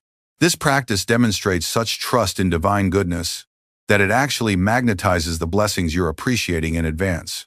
This isn't about demanding specific outcomes from God. It's about trusting that divine wisdom is always working to provide exactly what you need for your highest good, even when you can't see how or when these blessings will appear. I teach my students to end each day with gratitude not only for what was received that day, but also appreciation for the good things that are on their way. This practice aligns consciousness with expectant faith rather than anxious worry, and expectant faith is a powerful magnet for divine grace. The debt repayment process requires consistency rather than perfection. You don't need to achieve constant gratitude immediately. You just need to practice appreciation more often than complaint. Every authentic moment of gratitude is a payment toward your spiritual debt, and these payments compound over time. Most people begin seeing results from debt repayment practices within days or weeks. Opportunities start appearing, relationships improve, health begins strengthening, and general life circumstances start flowing more smoothly. This isn't magic. It's the natural result of aligning with divine grace through appreciation. But the most profound result of spiritual debt repayment isn't external improvement, it's internal transformation. As you clear the debt of ingratitude, you discover your natural state of contentment, peace, and joy. You realize these qualities aren't dependent on external circumstances. They're expressions of your soul's connection to divine love. When spiritual debt is fully cleared and you're living in what I call spiritual credit, your entire experience of life transforms. You're no longer struggling against circumstances. You're flowing with divine grace. You're not fighting for blessings. You're receiving them naturally. You're not begging for luck. You're living in constant divine favor. People who maintain spiritual credit become naturally magnetic to good fortune. Opportunities seek them out. Helpful people appear in their lives. Resources become available just when needed. Problems resolve more quickly and easily. This isn't because they've earned special treatment from God, but because they've cleared the internal blocks that were preventing divine grace from reaching them. Living in spiritual credit means every day brings new reasons for appreciation. Instead of waking up worried about problems, you wake up curious about what gifts the day will bring. Instead of going to sleep anxious about tomorrow, you rest in trust that divine love is preparing blessings beyond your imagination. When you're spiritually current, your prayers become conversations rather than desperate requests. You're not begging God for help. You're collaborating with divine intelligence to serve the highest good. Your requests become offerings, your desires become service, your life becomes worship. People in spiritual credit often discover they have natural healing abilities, not because they've developed special powers, but because appreciation consciousness is inherently healing. Their presence calms others, their words encourage, their energy uplifts. They become channels for the divine grace that flows freely through grateful hearts. This state also brings what I call protective luck. You find yourself naturally avoiding dangerous situations, making beneficial choices without knowing why, and receiving warnings or guidance that keeps you safe. This isn't supernatural protection. It's the natural result of being aligned with divine wisdom through gratitude. Financial abundance often increases when spiritual debt is cleared, not because you're asking for money, but because appreciation consciousness recognizes and receives the abundance that's always available. People in spiritual credit notice opportunities that others miss, make connections that lead to prosperity, and find resources in unexpected places. Relationships also transform dramatically when you're living in spiritual credit, because you're genuinely appreciative of others' gifts rather than focused on their faults. People enjoy being around you. Your appreciation helps others recognize their own worth, which strengthens their love for you. Conflicts resolve more easily because you can appreciate the wisdom even in disagreement. Health typically improves when spiritual debt is cleared because appreciation is one of the most powerful healing forces available. Grateful consciousness reduces stress, strengthens immunity, promotes better sleep, and creates the inner harmony that allows the body's natural healing abilities to function optimally. Perhaps most importantly, living in spiritual credit opens direct communication with divine guidance. When you're no longer blocked by ingratitude, you can receive the constant stream of wisdom, inspiration, and direction that's always flowing from divine consciousness. Your intuition becomes clearer, your decisions become wiser, your life becomes more aligned with your soul's purpose. But maintaining spiritual credit requires ongoing practice. The mind has a tendency to return to complaint and entitlement if not consciously directed toward appreciation. Daily gratitude practice isn't something you do until you feel better. It's a lifelong discipline that keeps you aligned with divine grace. I recommend beginning each day with appreciation, weaving gratitude into regular activities throughout the day, and ending each day with thanksgiving. This creates a container of appreciation that prevents new spiritual debt from accumulating while continuing to build spiritual credit. The most important thing to remember is that spiritual credit isn't about earning God's favor through good behavior. Divine love is constant and unconditional. Spiritual credit is about removing the internal blocks that prevent you from experiencing this love. Gratitude doesn't make God love you more. It helps you feel the love that's already surrounding you. When you understand this, spiritual practice becomes joyful rather than dutiful. You're not trying to impress God with your gratitude. You're clearing away the ingratitude that's been preventing you from experiencing the blessed life that's your natural inheritance. My beloved friend, what we've discovered today reveals why your luck has been blocked and exactly how to unlock it forever. You now understand that spiritual debt, primarily ingratitude and taking divine gifts for granted, creates an invisible barrier between you and the abundant blessings that are always trying to reach you. You've learned to recognize the signs of spiritual debt in your life, discovered the powerful practices that clear this debt completely, and most importantly, you now know how to live in spiritual credit, where luck flows naturally and divine support becomes your constant experience. Remember, this isn't about perfection or never having another challenging moment. It's about maintaining a consciousness of appreciation that keeps you connected to divine flow, so that even difficulties become doorways to greater blessings. So carry this truth forward. Every breath you take is a gift you didn't earn. Every sunrise is a blessing freely given. Every moment of life is divine grace flowing through your experience. When you truly recognize this, gratitude becomes as natural as breathing, and spiritual debt becomes impossible to accumulate. You are not a victim of circumstances or cosmic unfairness. You are a soul who has been given the keys to unlock infinite divine abundance through the simple practice of conscious appreciation. Your luck is not a matter of chance. It's a matter of spiritual currency, and you now know exactly how to stay abundantly wealthy in the only currency that matters. Now, understanding how to clear spiritual debt is just the first step toward the abundant life your soul came here to experience. Because once your luck begins flowing freely, a profound question arises. How do you direct this newfound fortune toward your highest spiritual purpose? How do you use abundant blessings, not just for personal comfort, but as fuel for your soul's greatest mission? In my next teaching, I'm going to reveal the secret of spiritual stewardship, how spiritually awakened souls handle abundance, why material blessings increase when used for divine purposes, and the specific practices that transform personal good fortune into universal blessing. This isn't just about managing money or resources wisely. This is about understanding your role as a conscious channel for divine abundance, and how becoming a spiritual steward multiplies your blessings exponentially while fulfilling your soul's deepest purpose. You'll discover why souls who receive abundance but don't understand stewardship often lose their blessings, and how those who master spiritual stewardship become permanent channels for divine grace in the world. So click on that video now, because your repaid spiritual debt is about to open floodgates of abundance, and you need to know how to handle these blessings in a way that serves both your highest good and the highest good of all. I'll be waiting there to guide you into the sacred responsibility of spiritual wealth. Until we meet again in the flow of divine abundance, may your gratitude unlock every blessing waiting to reach you.